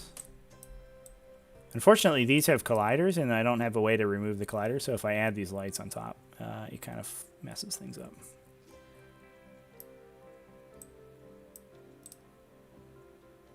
I wish there was a yellow one. That would be sick, but there's not. There's just blue, purple, green, red. And these are super bright. Yeah, I hate this. That's too bright, right? So, like, ideally, I'd want to lock this and turn it sideways and put it on the wall. But I think it is too bright. It's so cool, though. It's so sad. Color-coded lights in deployment zones. Ah, Wikisum. That is a good plan, sir. I like that. So it has to be like off. Yeah, the light source for this is like bizarrely behind it. Ugh, I hate it. I hate it so much. Maybe we could go here. God damn. Yeah, because it sort of lights up weirdly behind, and then it's really, really bright. Maybe it's okay actually.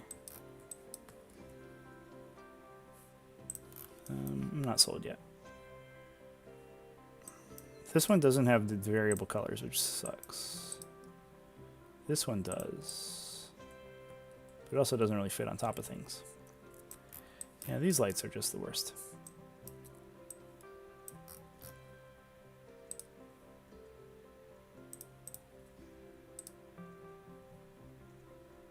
So we make a blue one for the blue deployment zone.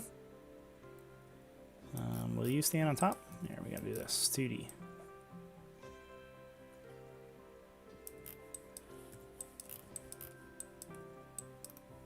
Unfortunately, it just looks like it shines on top. Doesn't really. Well, let's get rid of these.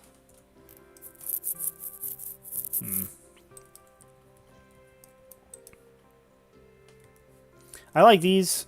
Honestly, the only reason I like these, chat, is because they have an actual physical model for the lights. Like, we can add just colored light generators, but they don't have a source.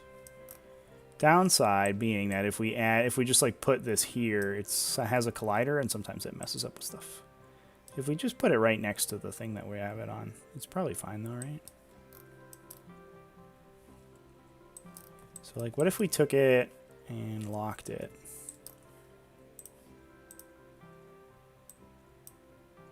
And just put it right up against the wall. That's fine, right? Probably.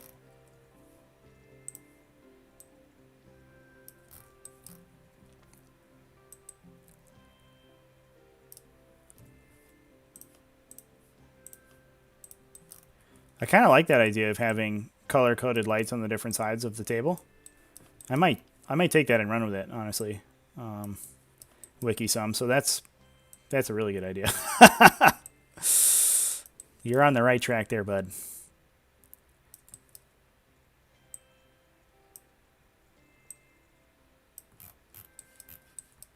Does that look stupid, chat? I don't know if I love that. It looks kind of stupid.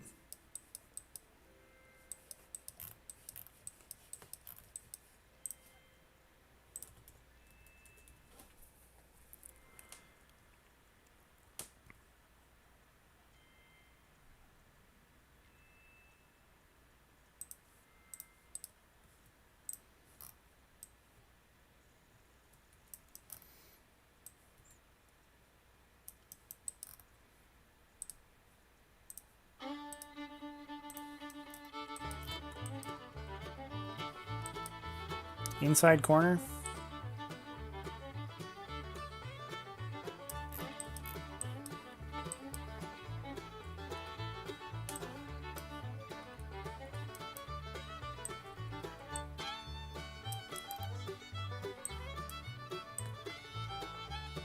I like these. This street light's my favorite one.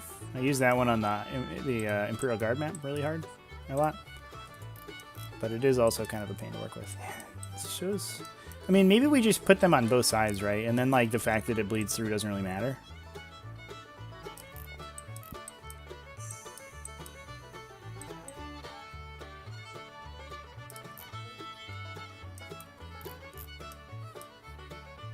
But also we could do the same with this thing, right? Oh, that's what I have. I don't need that. I want this one.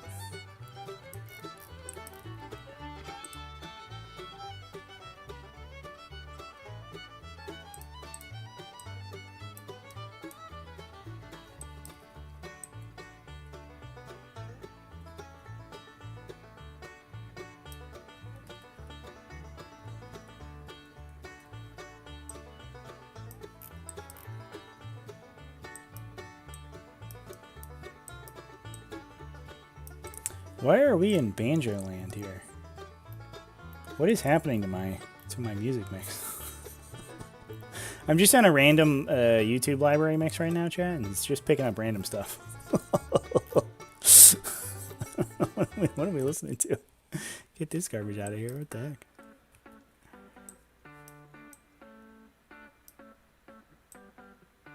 Alright, chat. Let me know what you think of this. You take those and put them on the other side, and then we put these one, make these ones red.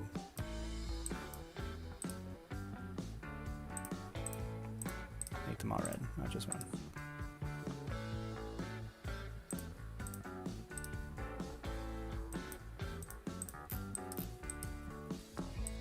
Yeah, that effect is really cool. Oh, I'm gonna play with that more, chat. I think we could go back and do that for the other one. We could have like the craters on one side be like burning blue and the other side be burning red. Glorious.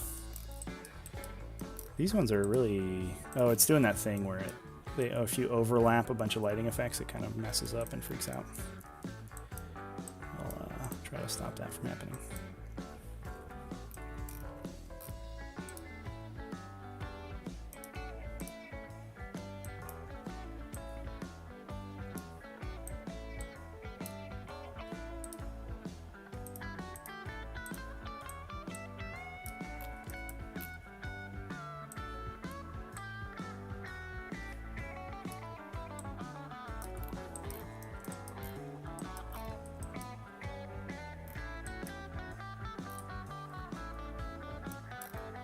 Yeah, it definitely works better on kind of industrial style. I agree. Anything that's like highly built up, it looks better to do. Definitely not for everything. Not for every map. I think I wouldn't do it. Like if we were building a forest, you're like, what are we doing here? Doesn't make any sense.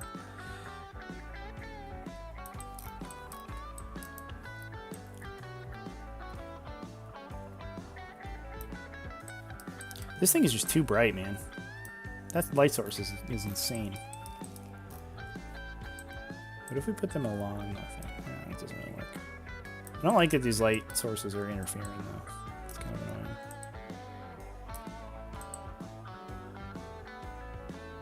I don't know what makes them give priority to each other. It's very strange.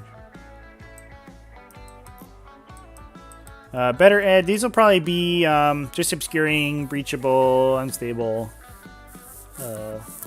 normal wobstacle stuff.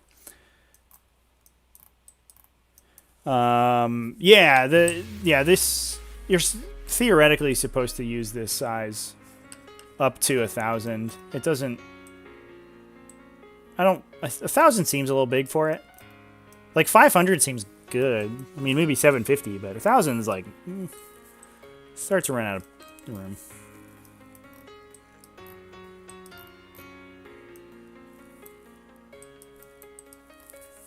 At 500 points, you think more forest and smoke? Really?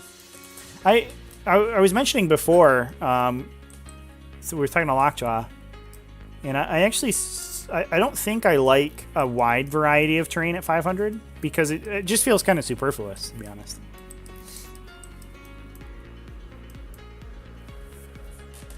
Whereas in, I'm just going to keep this right now, and then we'll maybe revisit lighting later if we want to do more stuff. I should add the other deployments on markers before I forget, though. Because I think that, like, the heart at 500 is playing, like, this kind of tactical chess match, and so adding a bunch of weird modifiers into it felt like it was just sort of gonna...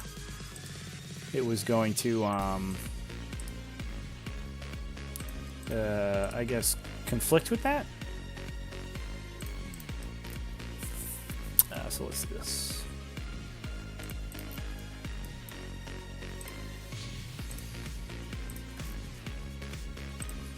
Beep, beep, beep, beep, beep.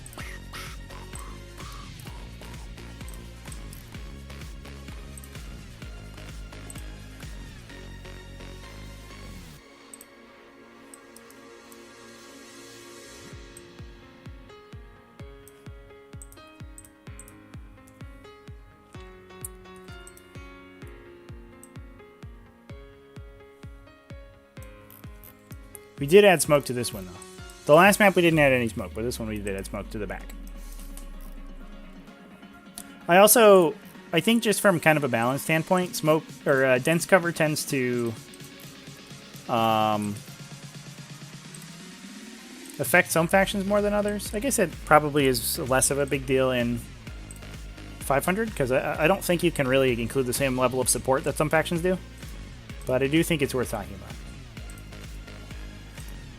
So adding like a ton of smoke everywhere where it's like really easy to get caught in, that doesn't really make sense to me. I'm willing to change my mind on that though. And I do think that we can add some more interesting area terrain in random places. Which is, I think, going to be important.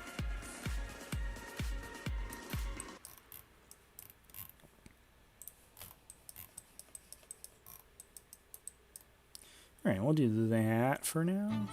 Let's keyword these. If we attach them, are they going to freak out? They probably will, right? Oh, okay. Never mind. We're fine. It's already attached. Some stuff, especially long, skinny things like walls, if you attach it, like deforms really intensely. It's very frustrating.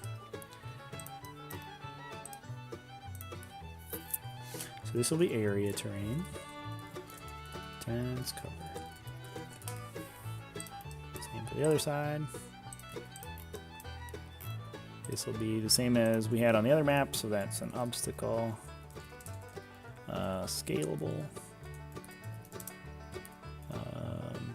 Exposed position. Kind of feel like we should make this defensible, but I don't know if that actually matters. And then these will be obstacles. Obscuring, reachable,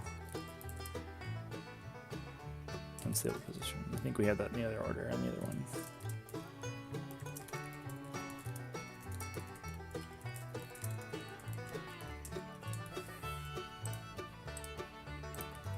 Boop. Boop.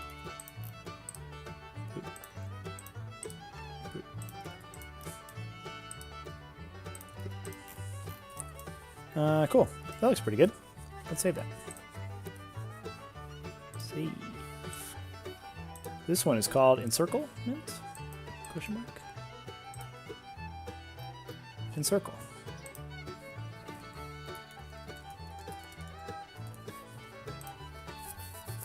Cool. Alrighty. And we're off to the last one. Only 3 missions in Combat Patrol, which is interesting.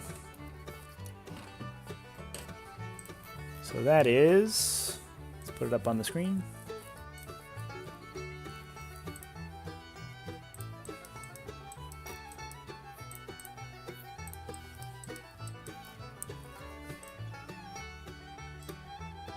Incisive attack. Short table edge. Nice. Oh, no, not short table edge. Oh, I'm looking at the wrong one, sorry. Yeah, short table edge. Cool. What should we do this one as? We were just talking about doing a old-timey one. I'm gonna open up the soda here. Doing like a what do you call it? A feudal world kind of thing. I do have some saved assets for that we can build some ruins out of.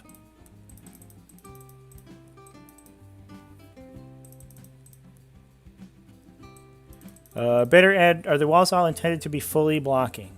Do you mean like are they intended to be obstructing? Or obscuring? Because yes. Those ones in particular don't have windows. The other one's kind of a crapshoot. It's like 50-50 whether they have windows. The windows, especially at this points level, don't seem like you're a huge deal. It's kind of corner case whether or not you touch a wall to shoot through a window. If there are Titanic stuff on the table, it's a way bigger deal, but there's not, so it's okay. Logan, Vulcan, 3 aggressors, 4 servitors, 3 eradicators. You need a troops choice. But it is weird. It's weird to think about because you look at the list and you're like, oh man, that does look like it's immediately going to get shot off the table. But then you realize like killing at 500 points, killing 1 Gravis armored model is actually like pretty hard. You know, like an Eradicator squad shooting at another Eradicator squad, you know, puts through. They hit without rerolls. They hit 4. They wound. Let's call it 3, and maybe you know, and then probably flub damage on 1 or 2 of them. So you probably only get 2 guys from an opposing Eradicator squad. Oh, and there's 5 Assault Intercessors? Yeah, that seems okay then. Honestly, the Servitors are like probably the best include. It's so easy to run out of things to like to stand places. Let's do a desert. Here we go. No, not that one. That one gets squished. There you It's so easy to run out of stuff to put on objectives, I found, at 500. Because usually you only have, almost every list only has 3 to 4 units. And so having models on all the objectives is very difficult. But having a unit that you can just put in a ruin behind a wall or something, it seems okay.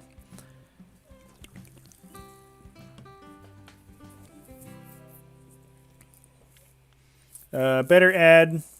I think Eradicators are actually are really good. I mean, the fact that they only shoot 6 times isn't really a big issue if your opponent only has like 20 models. Right, because then an Eradicator squad, if it shoots 6 times, it can kill your opponent's entire army by itself. You know, if it can kill 30 models or shoots 30 times in a game. Wikisum, yeah, Custodes armies are probably pretty small. I think you bring like 2-3 mans of various Custodes, and then a character like a bike captain with all the fixins. Sagittarium Guard are really good, I think. And then just like Storm Shield guys are pretty solid. Yeah, I also like there's almost no indirect fire at 500 points either. So it's not like your opponent can just pick that unit off like with a Thunderfire cannon or whatever, because nobody's gonna bring a Thunderfire cannon, I don't think. Where are these walls that I had? Dry stack walls, Necron walls, Tau walls. Tau walls are going to be a pain. If we're making small stuff, we don't want to use those. We'd have to rescale them. This is, I think that's from Dawn of War. Those are dry stacks. Could scale those up, maybe? Yeah, kind of gross, to be honest. I like this mossy texture, though. It's actually really good. This all looks sick.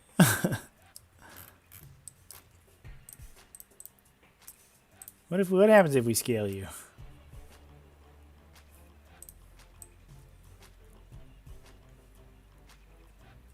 That doesn't look too bad, chat, to be honest. It doesn't look great either, though. I saved a bunch of Age of Sigmar walls at some point, and now I have to find them. I'm not one of those people that subdivides their object folder with with folders. I just put everything in one big mass, and then we just search around. But if I don't know what I'm looking for, then it's a mess.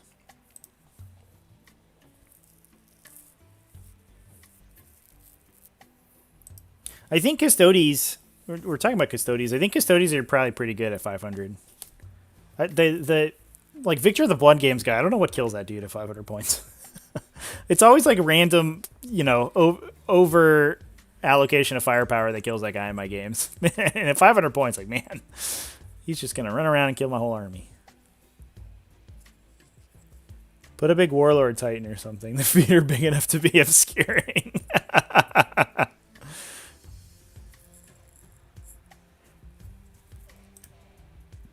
Oh, we wanted the Space Marine statue. Because we want to tie it into 40k somehow. Even if we build a old school style thingamajig.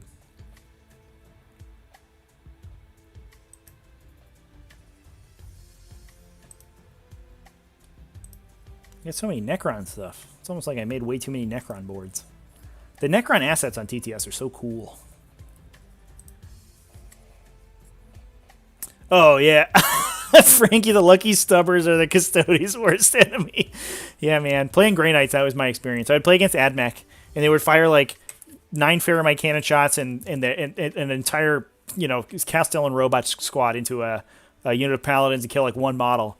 And then the stupid Stubbers off the stupid, Scorpius Dune Rider would kill like 2 guys. I'm like, this is where my ones showed up? What the hell?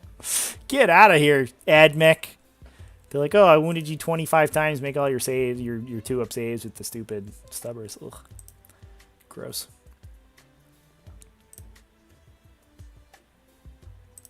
I don't know where those buildings went. I had some saved they were red. Maybe I have to go get them.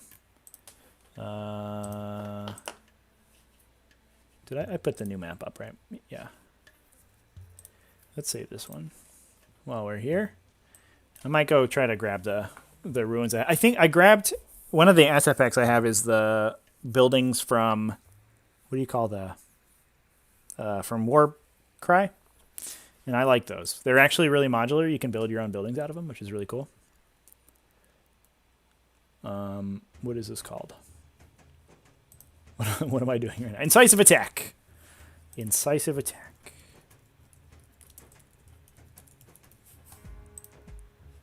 Cool. And then we will move. Did I call it Warcry? Yes. Yes. Which one is better? The yellow one? I used the red one on the corn map for overrun. For 2,000 points.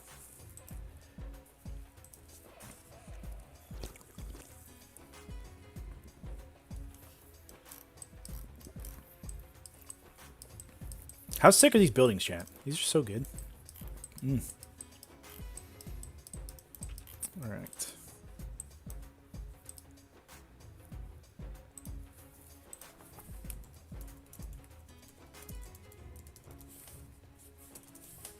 White Warcry buildings. And then let's grab the yellow ones. See what we get. Yellow ones might look better on a desert kind of thing.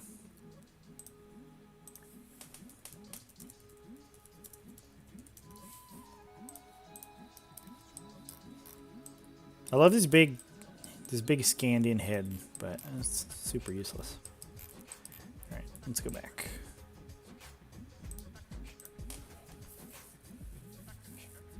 Yeah, I wonder. It's absolutely confirmation bias, right? Like you really notice the ones that stubbers cause, but it's also like it's just a volume of fire, right? Like if you shoot a las cannon at somebody and they make their one save, it's like, well, that's whatever. But a stubber always causes like 3. Honestly, that was the power when I was playing Space Marines and I played Executioners. That was the power of the Executioners. It wasn't the big laser cannon, although the laser cannon was sick. But it was like 24 extra little shots that thing fires out of all the machine guns. The laser cannon would like put 9 wounds onto something, and the little guns are like, boo, boo, boo, finally kill you. Warcry.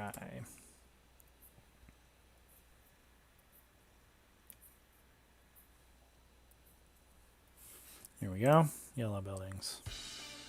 How do you guys look? Totally fine. The white buildings look better? Maybe, actually.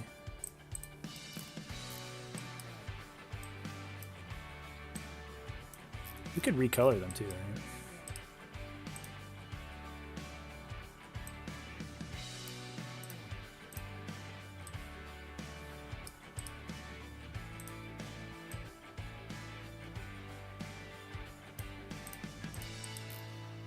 That looks pretty okay.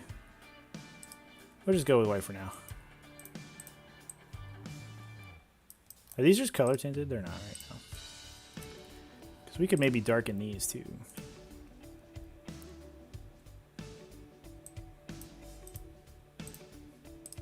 Too dark. Yeah, I don't know.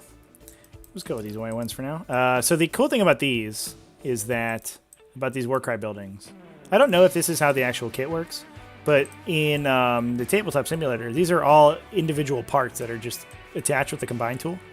So if we detach them, we actually get a bunch of individual pieces that we can use to build our own terrain, which is like so cool. It's like playing with Legos. So like I'm sold. And like these scaffolding for the second floors and stuff, that's all separate pieces as well that we can use. I don't like putting second floors on my terrain, so I usually don't, but if you really wanted to get into it, you could.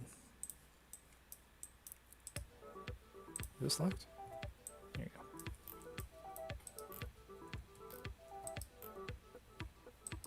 At Valdor, how's it going, man? How'd your game go? I saw you were playing one in on the server. We're building some Combat Patrol maps right now. And yeah, apparently watching me avoid putting pink buildings on the tables. You're not wrong.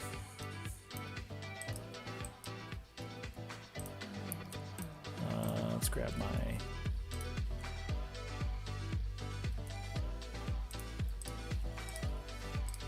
Go away. Thank you. All right, so this setup is pretty straightforward, right? Yeah. It goes 16.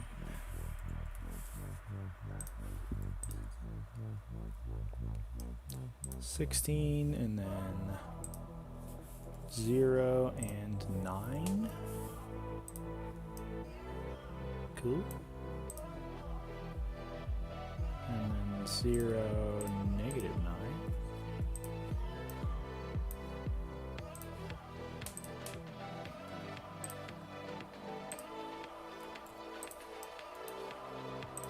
There you go. Boom. There's some objectives. Grab my markers.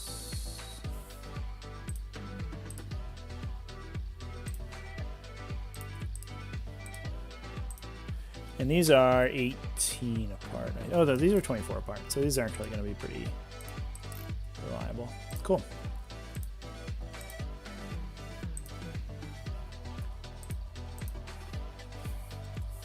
Just set up my map markers, chat.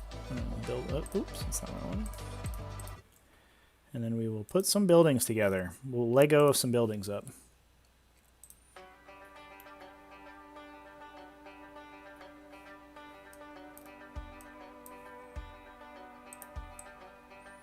Hey, Valdor, what was the matchup?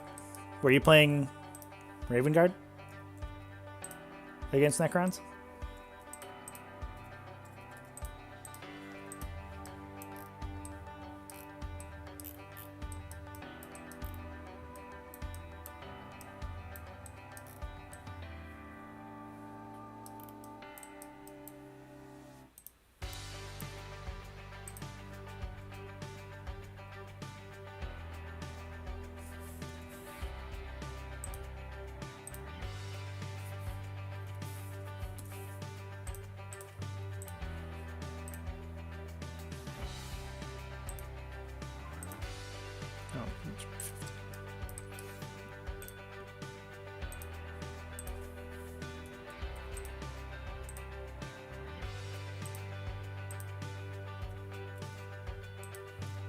Sick. There's the markers. All right.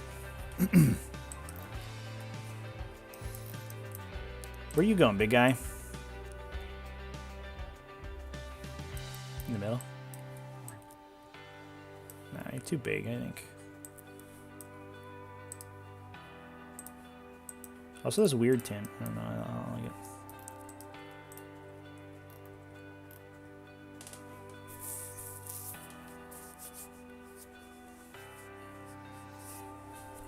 Evalder Company Champion took out a Catan shard and a whole squad of Scorpic Destroyers. Company Champions are the unsung heroes of the Tyranid. Or of the Tyranid. My Freudian slip. Of the Necron Codex. Or, not Necron. Space Marines. Those guys are so strong. Can't believe I just got every faction wrong there. They're so good. And nobody plays them. But also just having like this little idiot who can set banners up and, or set actions up is like a big deal.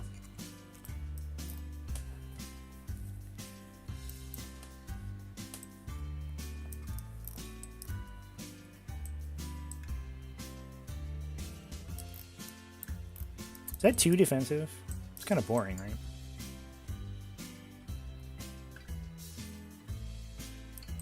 Do like this.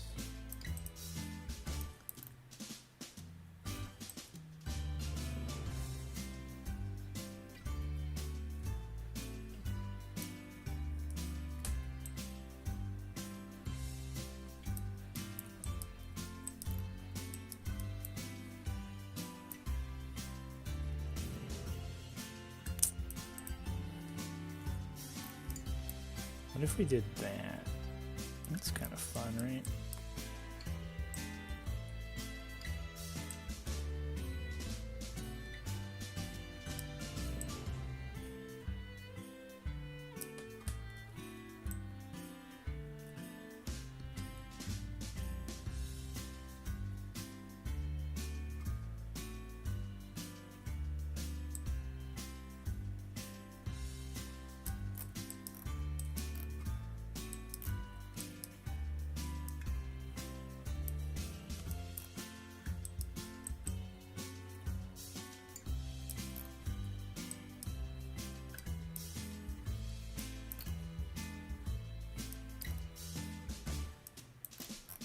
What are these things? Who knows? It's like a little well. That's fun.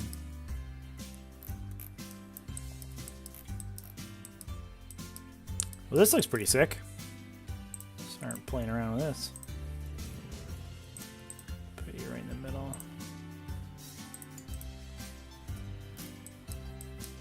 It's probably a little awkward because this thing's here. Let's sit you down and ground a little bit.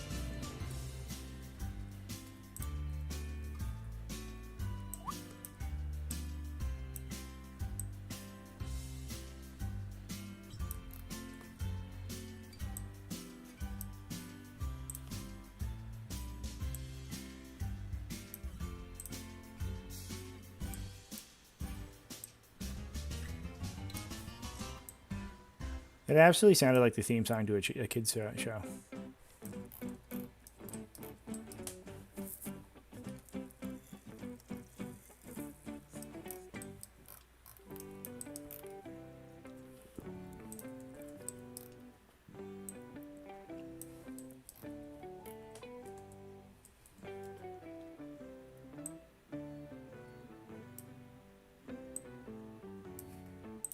It's an interesting discussion in chat about Centurions.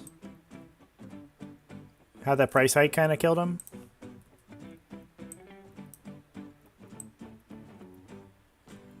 It's kind of an issue and kind of highlights the issue of Space Marines anyway, right? It's like, regardless of what you nerf, there's always something else in there because they have so many options.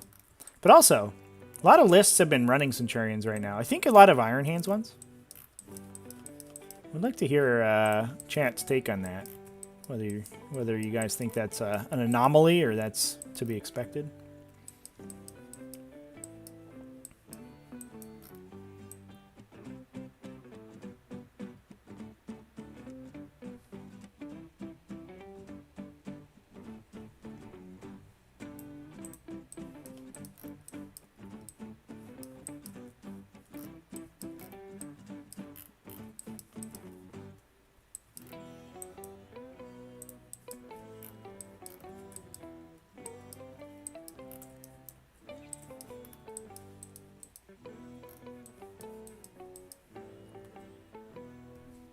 Yeah, maybe it's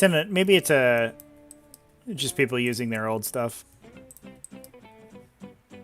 It's funny how much more slowly the real space metagame adapts than Tabletop Simulator. I mean, it makes total sense, but it's also like, you plebeians.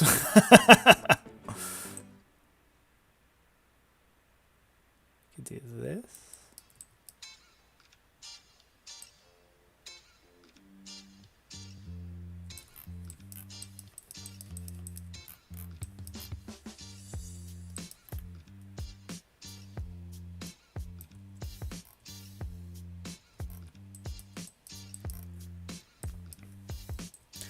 Renault in chat. Run a grab scent. Grab scent with apothecary. Is that Renault? Is that in Iron Hands? What chapter do you play? Because it's always with Fieros, right? I mean, you're playing it for Fieros. Oh, Ultras. I mean, that seems good in Ultras because you have the redeploy. Downside is the survivability, though, for sure.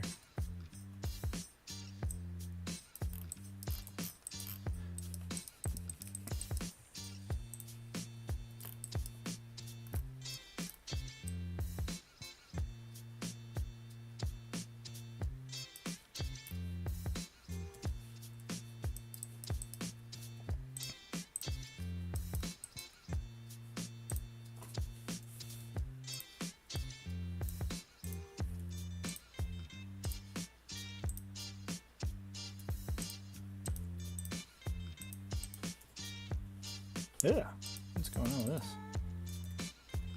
Mistyped. What is happening right now? -8. There you go. Good job. Alright, that seems pretty fun. I'm just going to add some stuff here, and I think we're off to the races.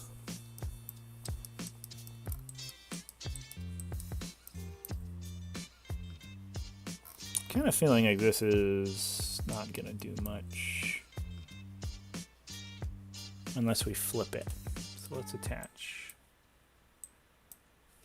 And then rotate that boy. Rotato. 90 degrees. So 140.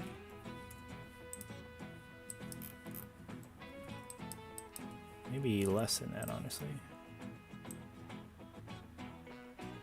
Yeah, it seems good.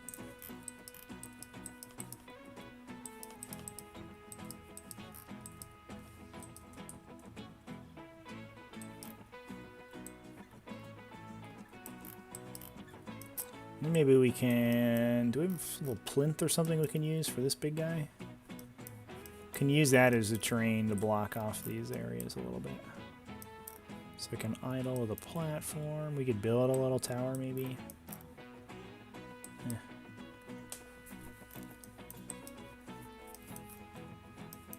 And we should add some second levels to these, otherwise people will complain that they're obscuring. It's funny the number of people who come and are like, I found a thing on the table that is not 5 inches but says it's obscuring. What should I do? And I was like, well, if it says obscuring, it's obscuring. The 5-inch thing on obscuring is pointless. If the goal was for it not to be obscuring, it would not have the obscuring keyword. Like, it's very silly.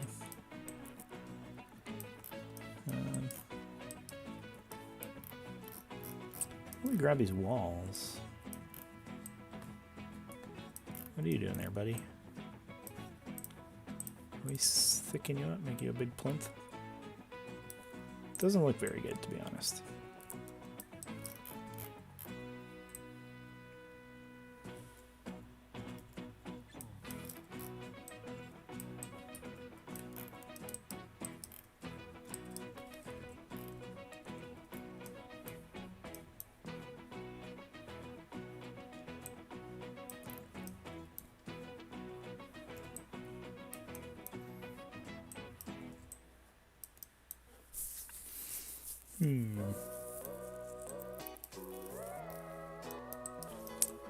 I want these to rotate to match that. That would make me happier.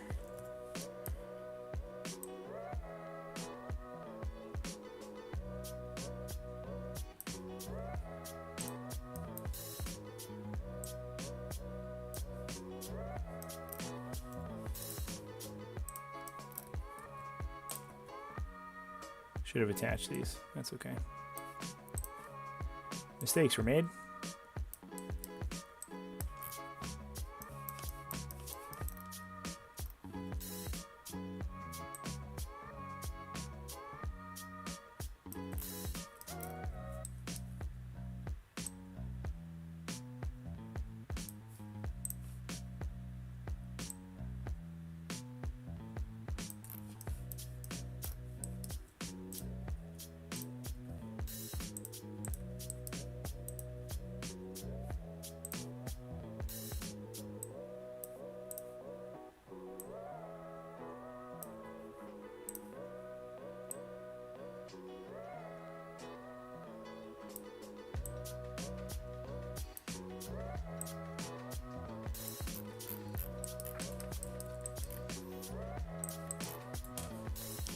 All right.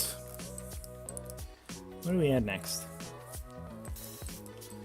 This is good line of sight blocking.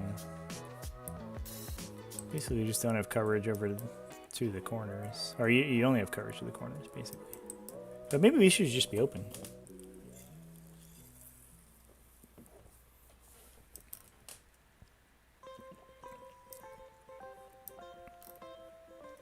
If we extended this over, then it would be a little bit of coverage on this, and we could just play around with area terrain and everywhere else.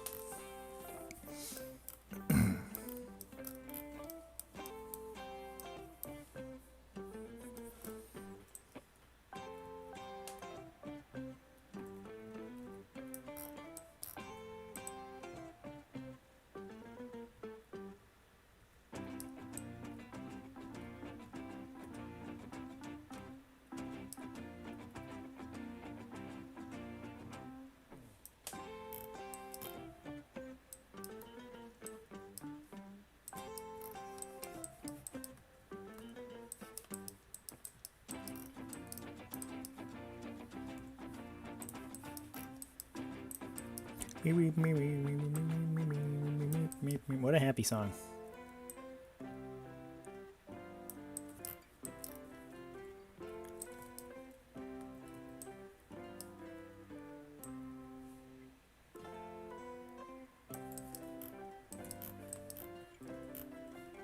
Yeah, it's enough to play around with. You can probably tow one model on there and be kind of obscured, but more than that, and you run into issues, which I think is as good as we can get it. Or as good as we'd want it, probably.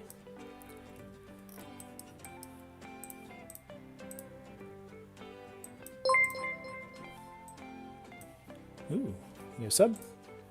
Dan P with the sub. Thanks, Dan. Thanks for joining. Joining the crew.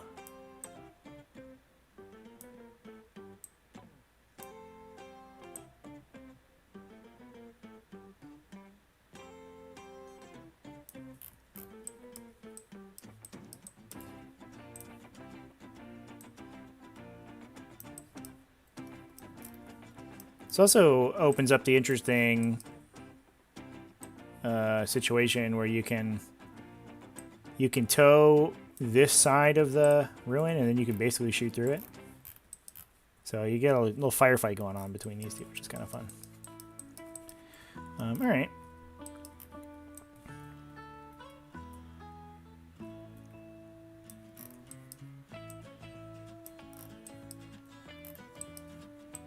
What do I do with you, buddy? Do I have any hills or towers or something? No, not really. Anything cool? Not really. Yeah.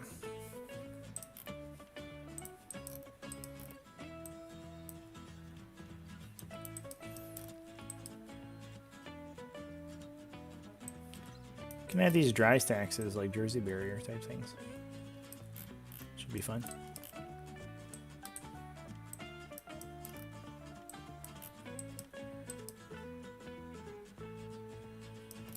Should we be putting forests on this one, chat? What do I have for trees?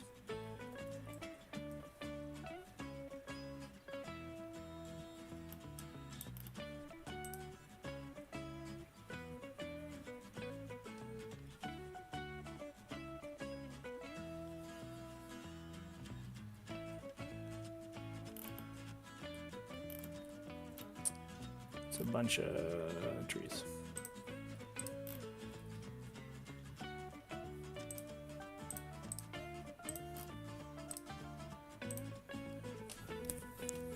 What do I have saved? I think my favorite, there's some collections of World of Warcraft trees, and I think they're my favorite tree models in TTS.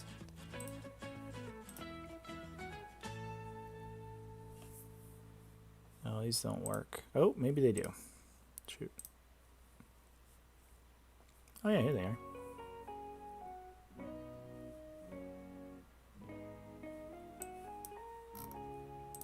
Oh, their colliders are aft though. Yeah, well, it's too much work. We don't need that.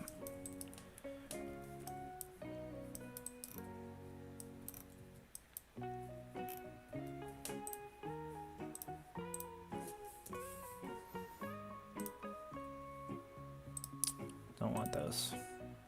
There was a whole forest I saved from one of the old maps, so I can move it over.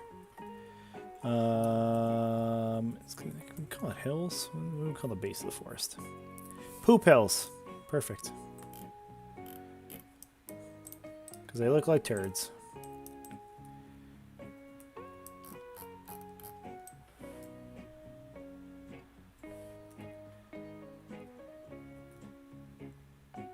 It's only because they're skinny we can make them a little wider. Would we want these to be dense? We could put them in the corner. Probably not. It's not that big of a deal.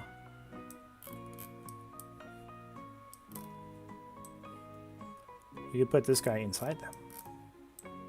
It's like one of those little statues of Mary that people have put in their yards.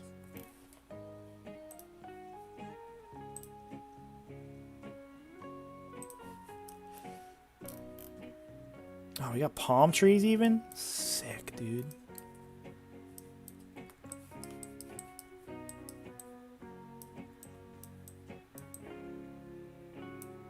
Give me that stuff.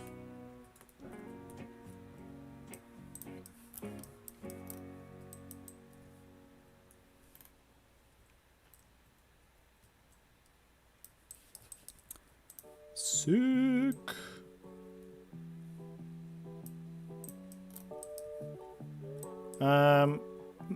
At Valdor, my philosophy is that you should not be able to shoot on your opponent at turn 1 if they're doing it right.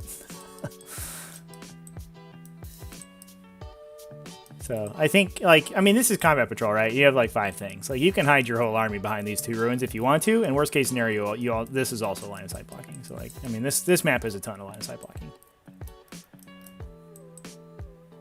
I don't know if dense really is really necessary,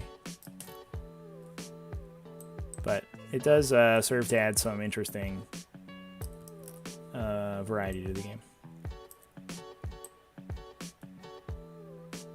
What if we color tinted these? It kind of fucks with them, right? Yeah.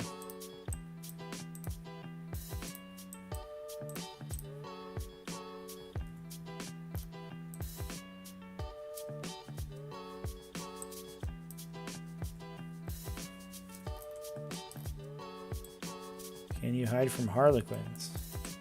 I mean, you can't, but also, they're not shooting at you. Most of the time. I mean, they are with their fusion blasters. But their fusion blasters only don't threaten that far. Except for 1, maybe. And then they're only hitting you with 1 thing, so it's like, I don't know, whatever.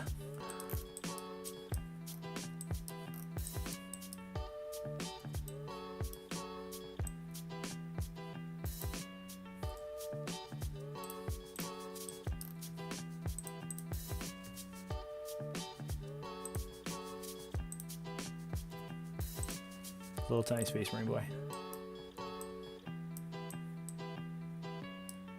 If I build a forest, I have to figure out the stupid colliders for all these trees. Ugh. Well, we already started, so we might as well finish. Come back.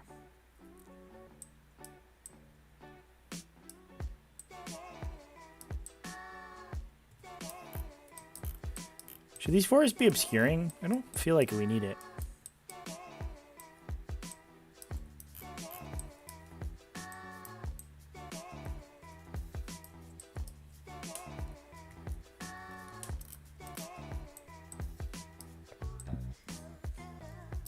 Harlequins will probably be pretty good in this format, to be honest. Now I'm thinking about it.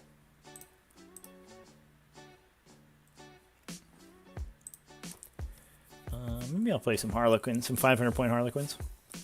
Let me grab my little Iron Hand Captain buddy. Hey, buddy. What's up, dude?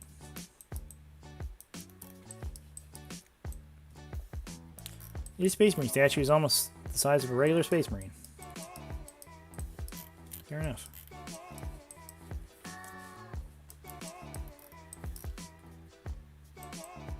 How do these colliders go? Oh, they are gross. Ew.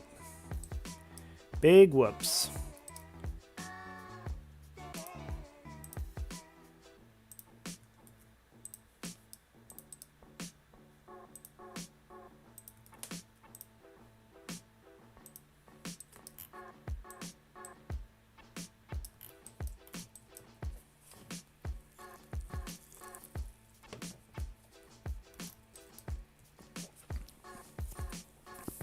Yeah, you can probably do... How much is this Star Weaver? 80? Can't quite do 2 like fusion boats, right? Honestly, do you even need... Like, the character... You want a Shadow Seer, I feel like. No, maybe you're okay without a Shadow Seer, actually.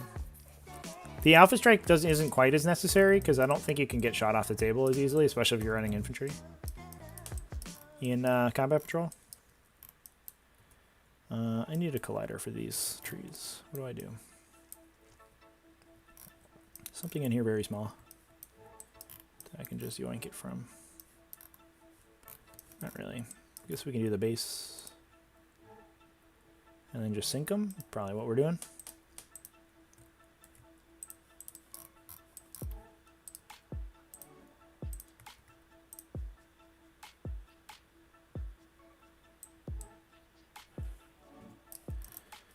And then like it has a weird base on it right now. Yeah. So, but we sink that into the ground. Doesn't matter. This is kind of funky. Why is this weird?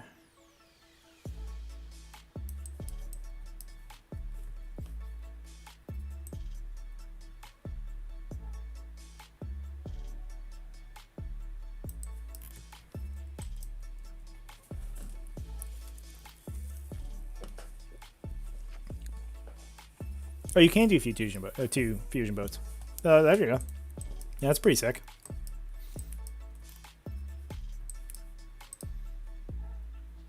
And then you probably have a troop master for reroll wounds in melee. Plus, you can get that guy out in Twilight Fang or whatever.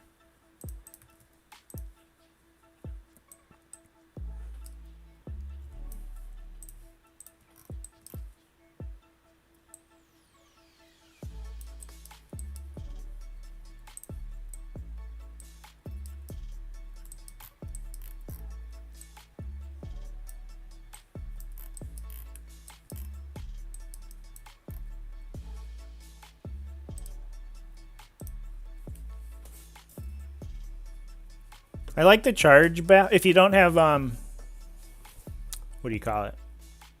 I guess you wouldn't take Player of Light, right? Because you want the choreographer. But I like the reroll charge aura on that guy if you don't have Twilight Pathways. Although if you have Star Weavers, it probably doesn't matter. How much is a Troop Master? They're really cheap, right? They're only like a couple points. See, that gets you probably a Death Jester too. Ooh. Troop Master. Yeah, he's only 65 points. So you have 80 points to spend, right?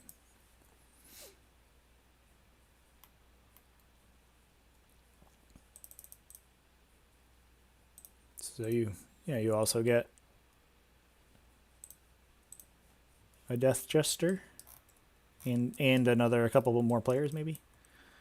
One more player to fit in one of the whichever Star Weaver does not have the Troop Master in it. You wouldn't take a Shadow Seer, right? They're too expensive, I assume. I think they're 100. Survey says 115. Oop. That's expensive. What am I doing right now? Oh, I'm giving this guy a thing.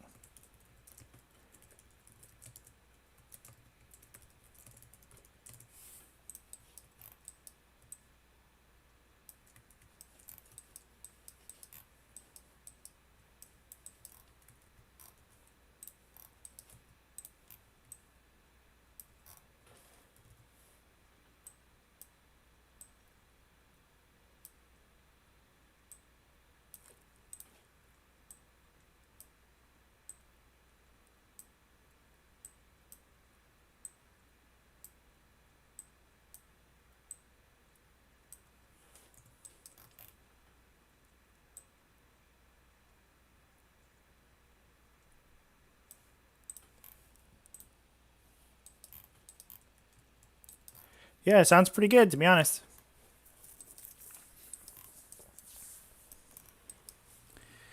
Well, this map seems sweet. Feels kind of a lot of terrain, but we'll find out, I guess.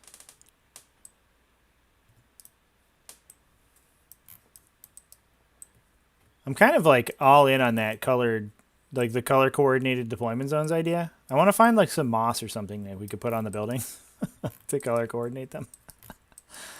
Like something that fits in universe, but is also... Oh, did we run out of playlist again? We did. Next, go. What's next?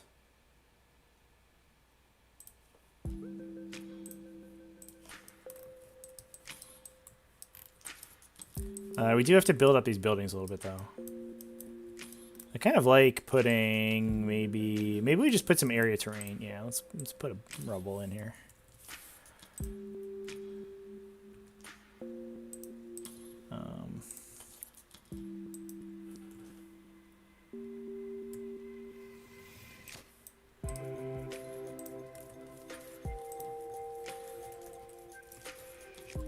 Just to kind of break it up a little bit. I don't think it's really gonna matter. but it feels like we should have one more thing in here. Like I was saying before, light cover area terrain is like the least impactful terrain you can add to the table, but it feels like it adds a lot just kind of thematically.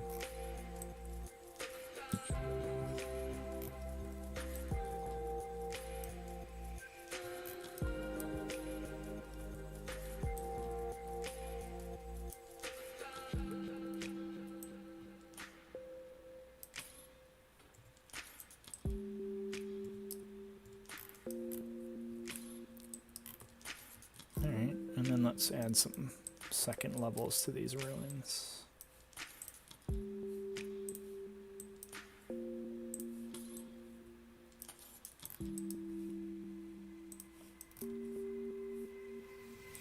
Valdor, are you going to play Combat Patrol with us when we start getting into the upper echelons of competitive combat, 40k Combat Patrol? When the Discord moves to entirely playing nothing but Combat Patrol games forever?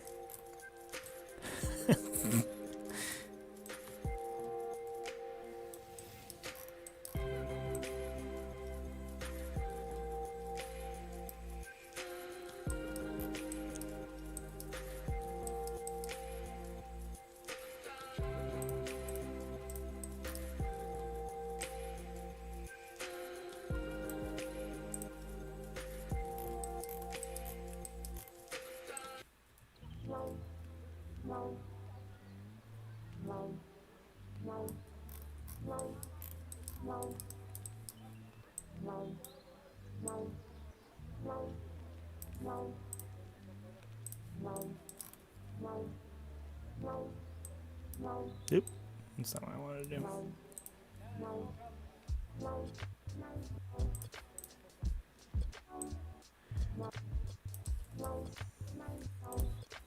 I definitely think it's going to need some massaging as a format. Meaning that, like, we'll have to... There'll probably be some comp rules we have to figure out or whatever. Although, to be honest, 40k needs comp rules in general, so maybe it's fine. But I do enjoy the as a competitive experience. I enjoy it more than 2000 point 40k. There's just too much going on. It's too long in 2000 point.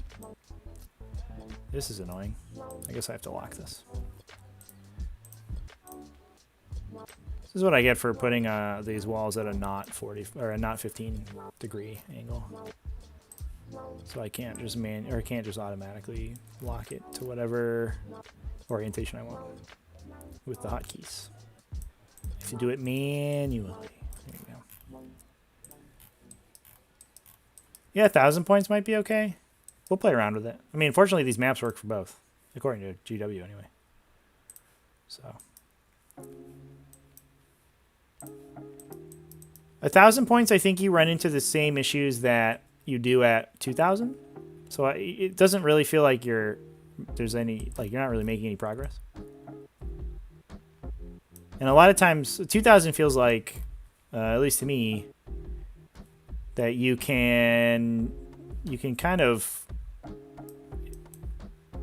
you synergize too well, I think. And I think you'd find the same thing at 1,000. But 500, you just don't have enough points to do everything you want.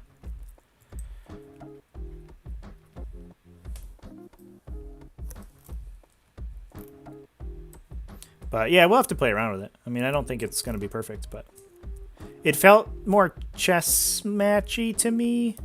Because a lot of times, like, my opponent and I's most powerful units would mutually annihilate. So it was like a very positional game. Where like there was, you know, you're peace trading and you were trading units for points or whatever. And then you'd have to have the correct sort of, you know, positioning of your models in order to be able to close out on it. As opposed to just kind of throwing models in the middle of the table and hoping it goes okay.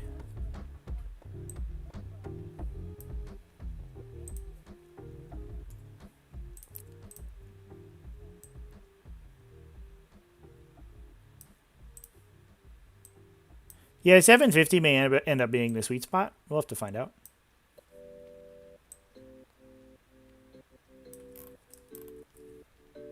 I don't know if I care so much about what Games Workshop's official size, you know, quote unquote official game sizes are.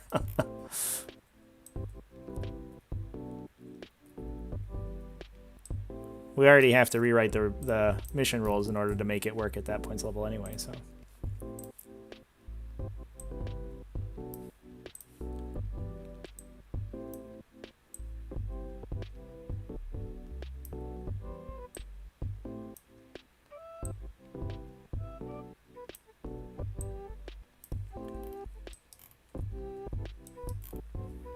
Yeah, and I mean, that's kind of the best thing about it, right? Is that it's, I think for me anyway, I'm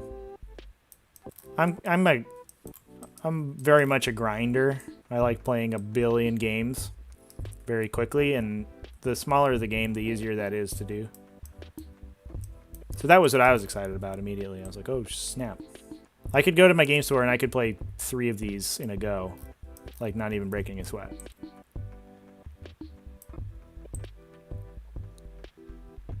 Which is something that, you know, I used to do for War Machine and for like X-Wing and stuff. Those games are all really easy to grind at. But 40k has not really been a permutation of 40k that's been really good at doing that for a while.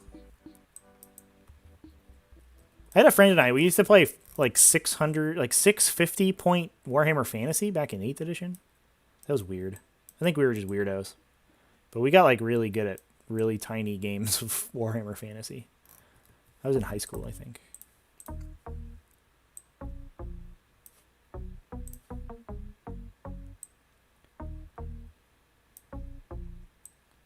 My local community tended to be small in Warhammer Fantasy, though. Like a couple of us would play 2,000, but most of the time it was like 1,000 points and stuff.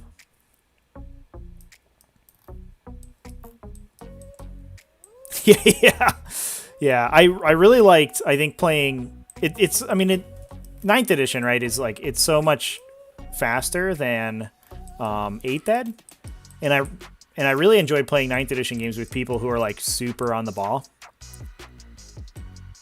because like the game it's just a split second, right?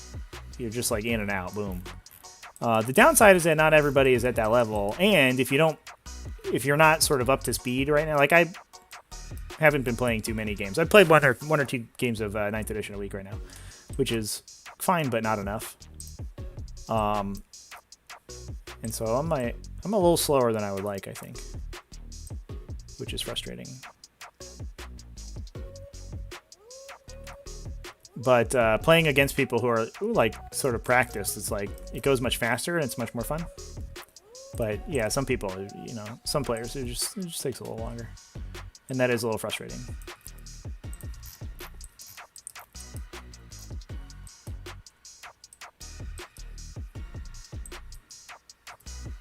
Yeah, one thing that I had forgotten about playing in person was like how loosey-goosey you have to be with with movement in-person games.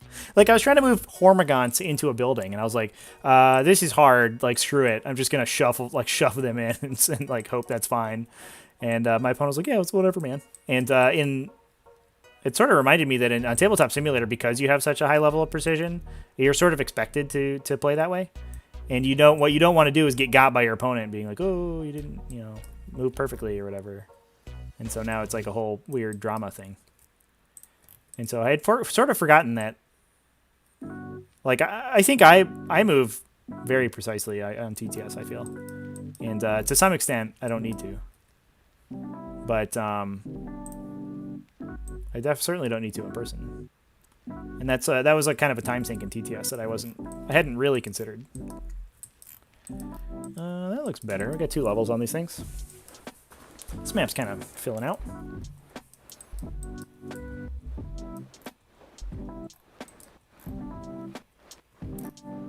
Yeah, there's some stuff where, especially like end game, you know, where people are just like, they just have to play everything as tightly as possible. And you're like, at this point it doesn't matter, man. You know, you can just do whatever, dude. I don't really care. You know, if we're measuring a charge turn 1, I think that these are gonna need colliders if I add new trees. The expectation is very different, but once we're at the end of the game, it's like, eh.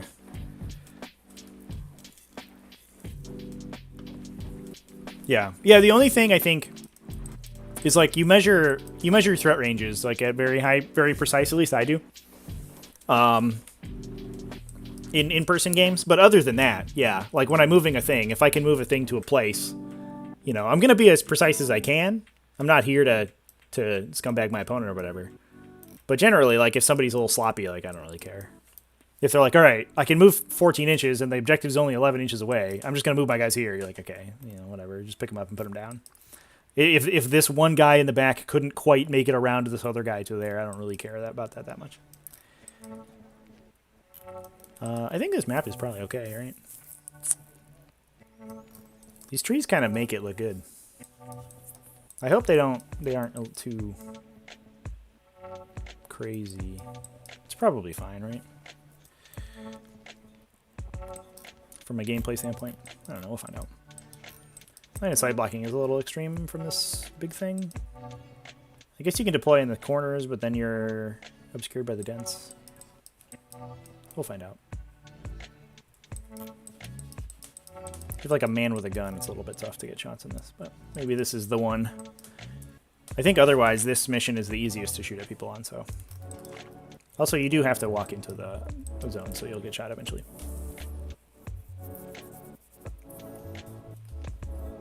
Yeah, I mean, so the one thing that I will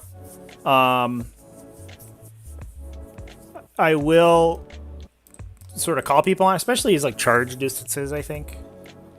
You know, I'll pull out measuring widgets for a charge distance, but other than that, I don't really care. Although I did play, so one of the in-person games I have played in 9th Ed, I did play against somebody who was just like straight up was like over measuring by like 2 inches. I was like, oh, I forgot how little I missed this. Like, buddy, your gun's only 18 inches. I'm 22 inches away. You can't shoot me. That's not how this works. So I don't know. To some extent, I do appreciate the precision. But it's whatever. This one's called Incisive Attack, right? No, the last one was called Incisive Attack. This one's called... Oh no, I looked up a Troop Master. Now I'm off the page.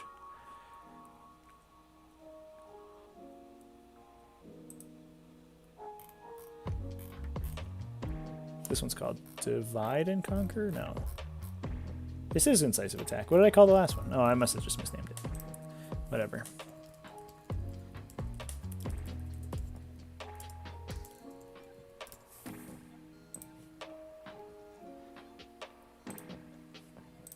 Oh, I already saved it. That's why. That's okay. And then we have Circle and Outriders. All right. I'm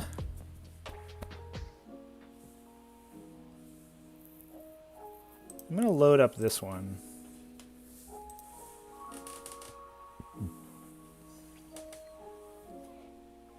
Otherwise, I might just export these right now so we can start playing with them.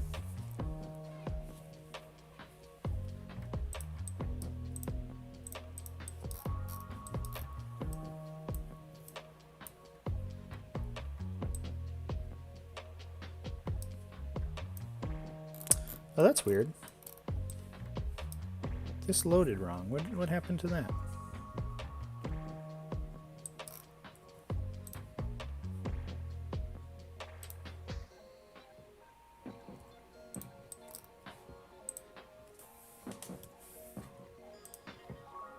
Oops.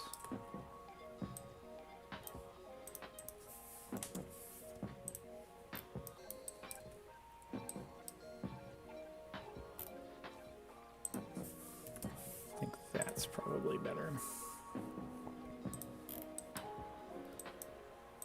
Huh, that's weird. All right. So let's override this then.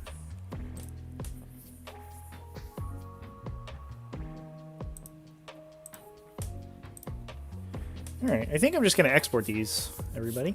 So we'll just get it done. It was only about 3 hours. I made 3 maps in 3 hours. That's pretty good.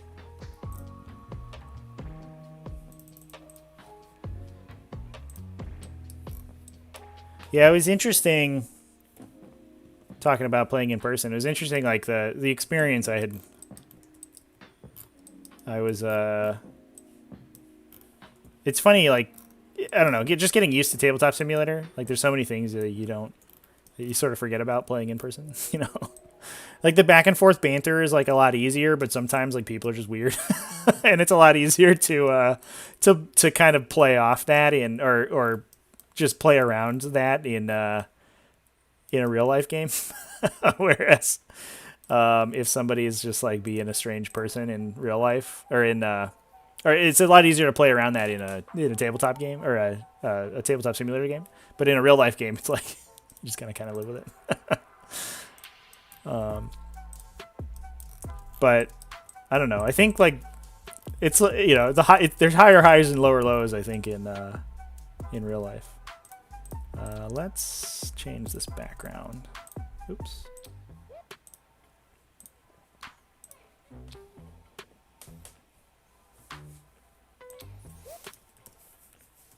But I did miss. I mean, I do miss, and going to this event made me remember how much I missed it. I do miss just sort of the atmosphere of tournaments, like in-person plays. Like, ooh, hits the spot, man.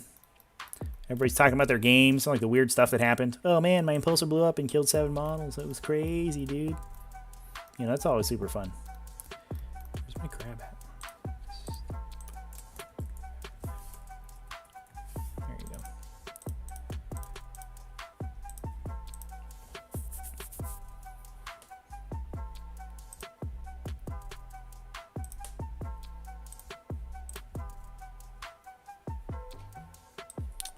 We did it. All right, we got to take a screenshot.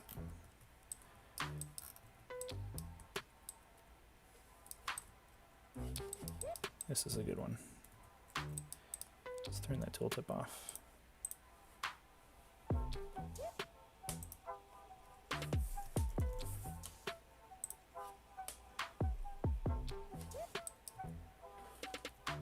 Yeah, it's definitely...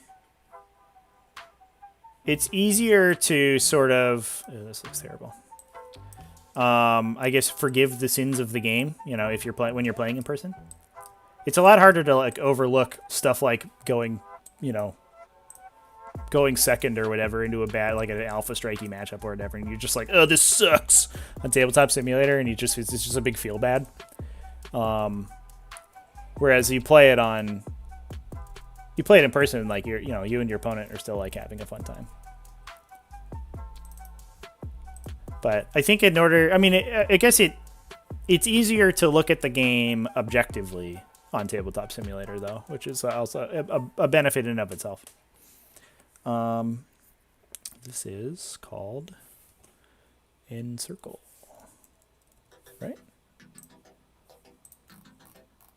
I gotta learn the names of these. There's only 3 objectives. How come only 3 missions? How do I not know the names of them? This one's called Outriders. It's Outriders because there's a big O in the middle. That's how we know.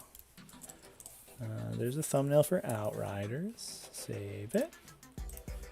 Bring back my... Oops. Bring back my thing. Upload it.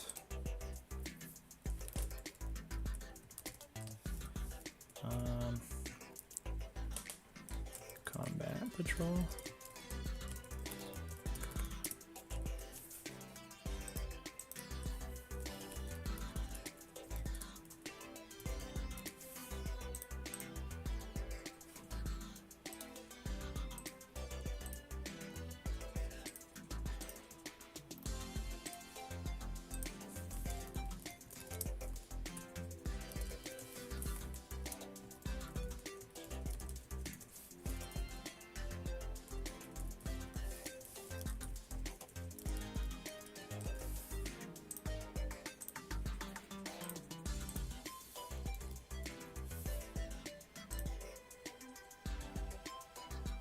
That's not what I should save that.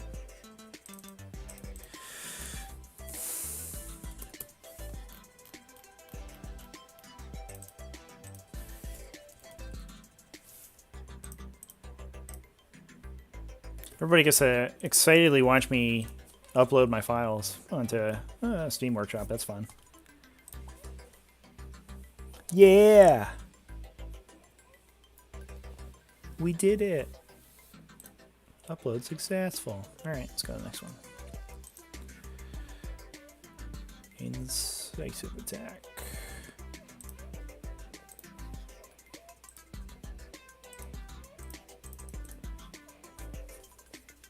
Such much upload. Having a great time clicking the go buttons. So these all go up in the public test realm, I guess. I'll link them all up in there just after we finish the stream. So we can start playing around. I have a feeling that these maps might need a little bit of tweaking. This one's kind of weird. This one, I'm not sure if I love it, but it's okay. Oh yeah, that's the tree. Stupid tree. Get out of here, tree. I don't want you. But I don't know, we can play with it. But I think it's mostly going to be okay. And I think that I don't think that we're really going to need any rules changes or anything for this to be competitive, besides the ones that I've already done. So I don't know how much of a fact-finding mission we're going to have to do.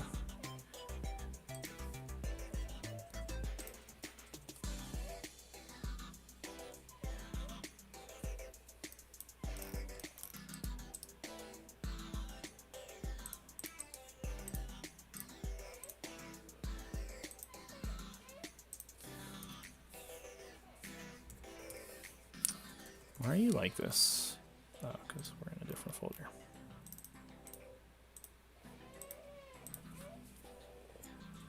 Time to get some games in. Yeah. Unfortunately, you get these games in really quick, so. What I want to do, I think it's going to be more fun for... Oh, I didn't tooltip these. Well, let's do that. Those are tooltipped. Those are tooltipped. These are not. So this is obstacle...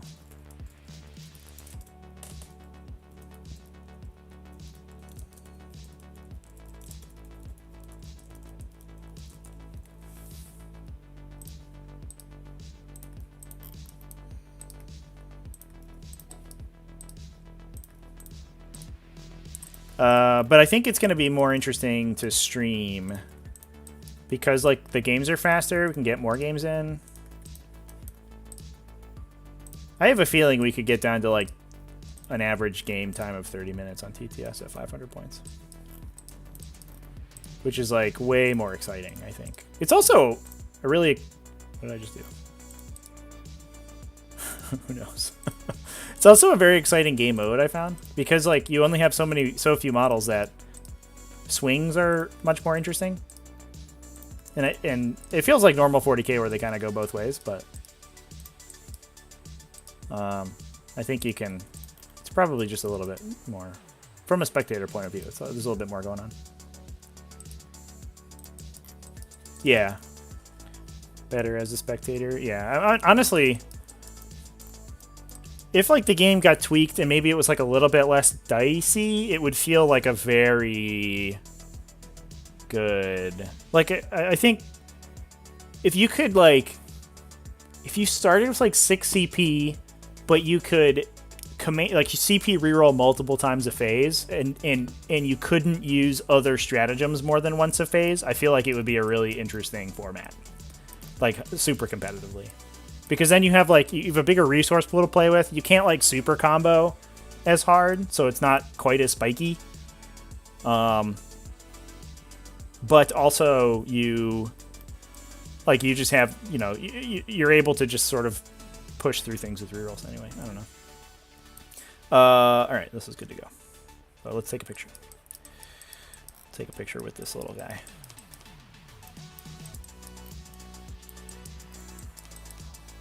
Do it over his shoulder, maybe. Yeah, it's fun.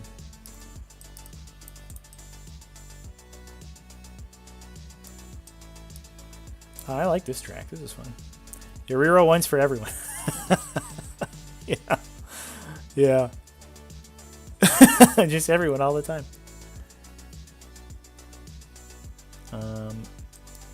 What is happening here?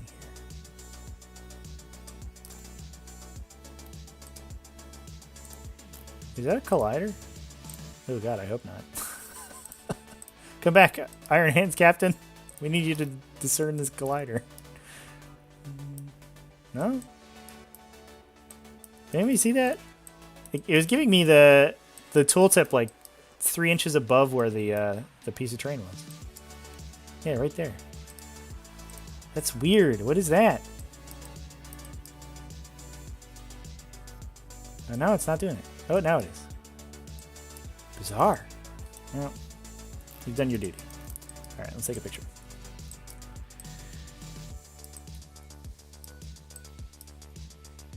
No, because the tree doesn't have a tooltip.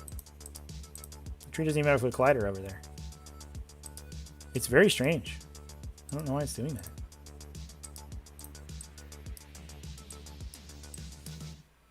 And it does it even when the tree's not there. Huh. That freaked me out for a sec. I was like, did I just use something with a messed up collider and now I have to like rebuild the entire the entire wall? That would suck.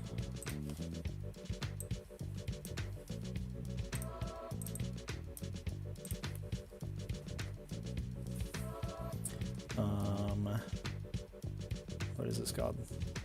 This one is called Incisive Attack.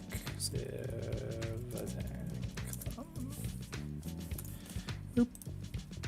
There you go. Upload this bad boy.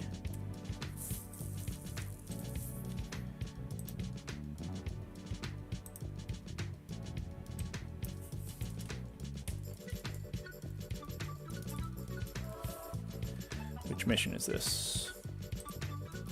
Number 1? Yeah, sick.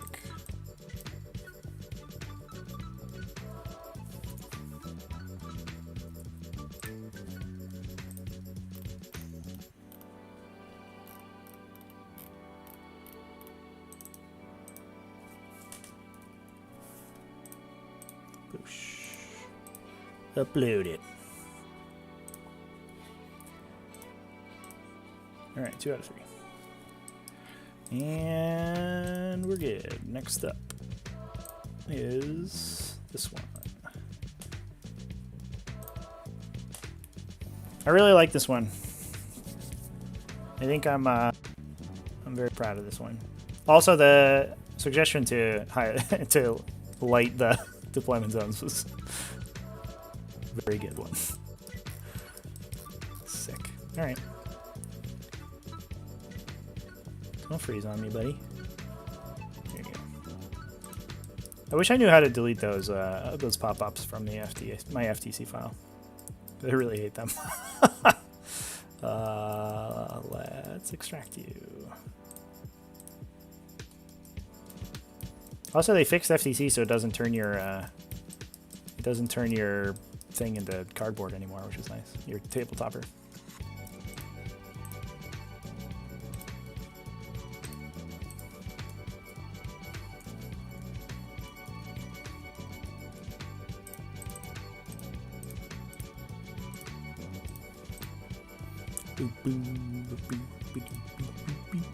Sick.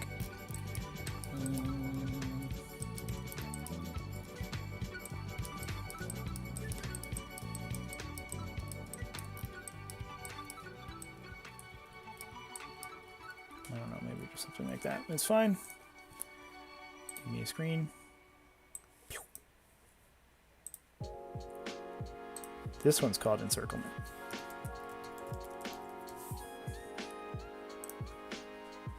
Cool. All right. Put that. Give that a little upload.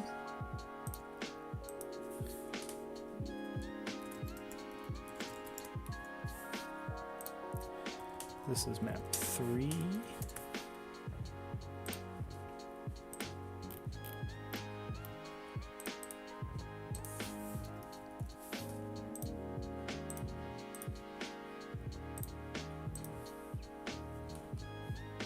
Boom. All right, well, there's that. So I'm gonna, I just gotta go unlock these on my Steam account so that everybody can download them, and then we'll be ready to go.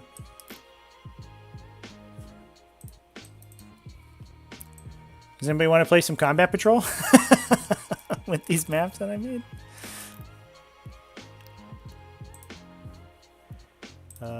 Let's go. Can I just do this in here? I think I can. I have to go to the workshop.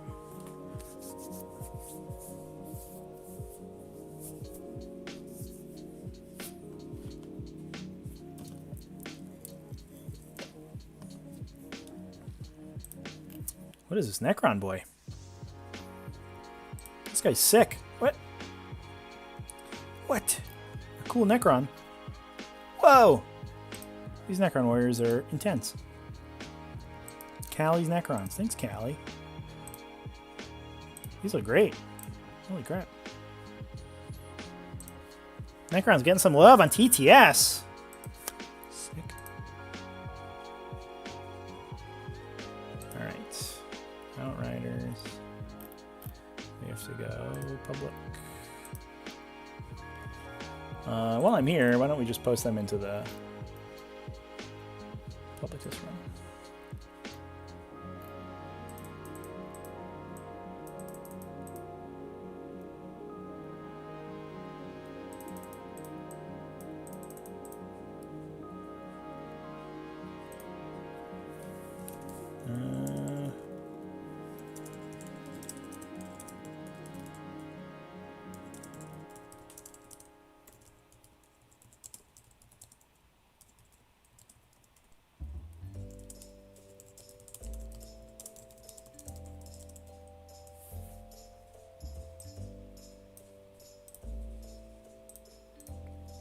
All right, so as we're doing this, I'm just going to be posting these into the public test realm over on the Discord. So if anybody wants to download these, you can just go over there and the link in the description, and I'll have links up there.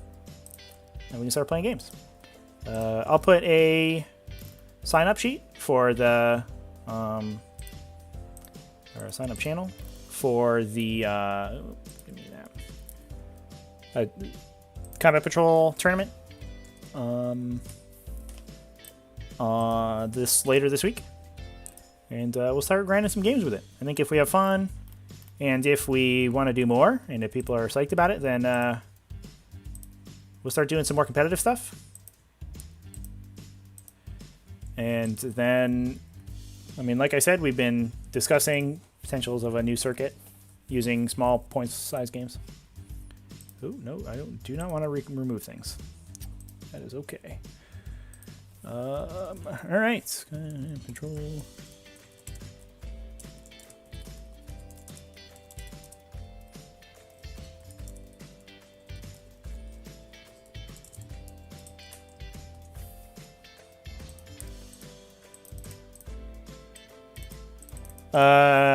Yeah, Valdor. Need to make a phone call at 8. Should be available in about 30 minutes or so. All right, dude. Yeah, I mean, somebody hit Valdor up if you want to play. Otherwise, I'd play a game. We could stream it. Play some games on the stream map. That'd be cool. Just, if nobody's playing you by the time you're wrapped up, Valdor, shoot me a text. Shoot me a DM. We'll get it going. That'd be sick.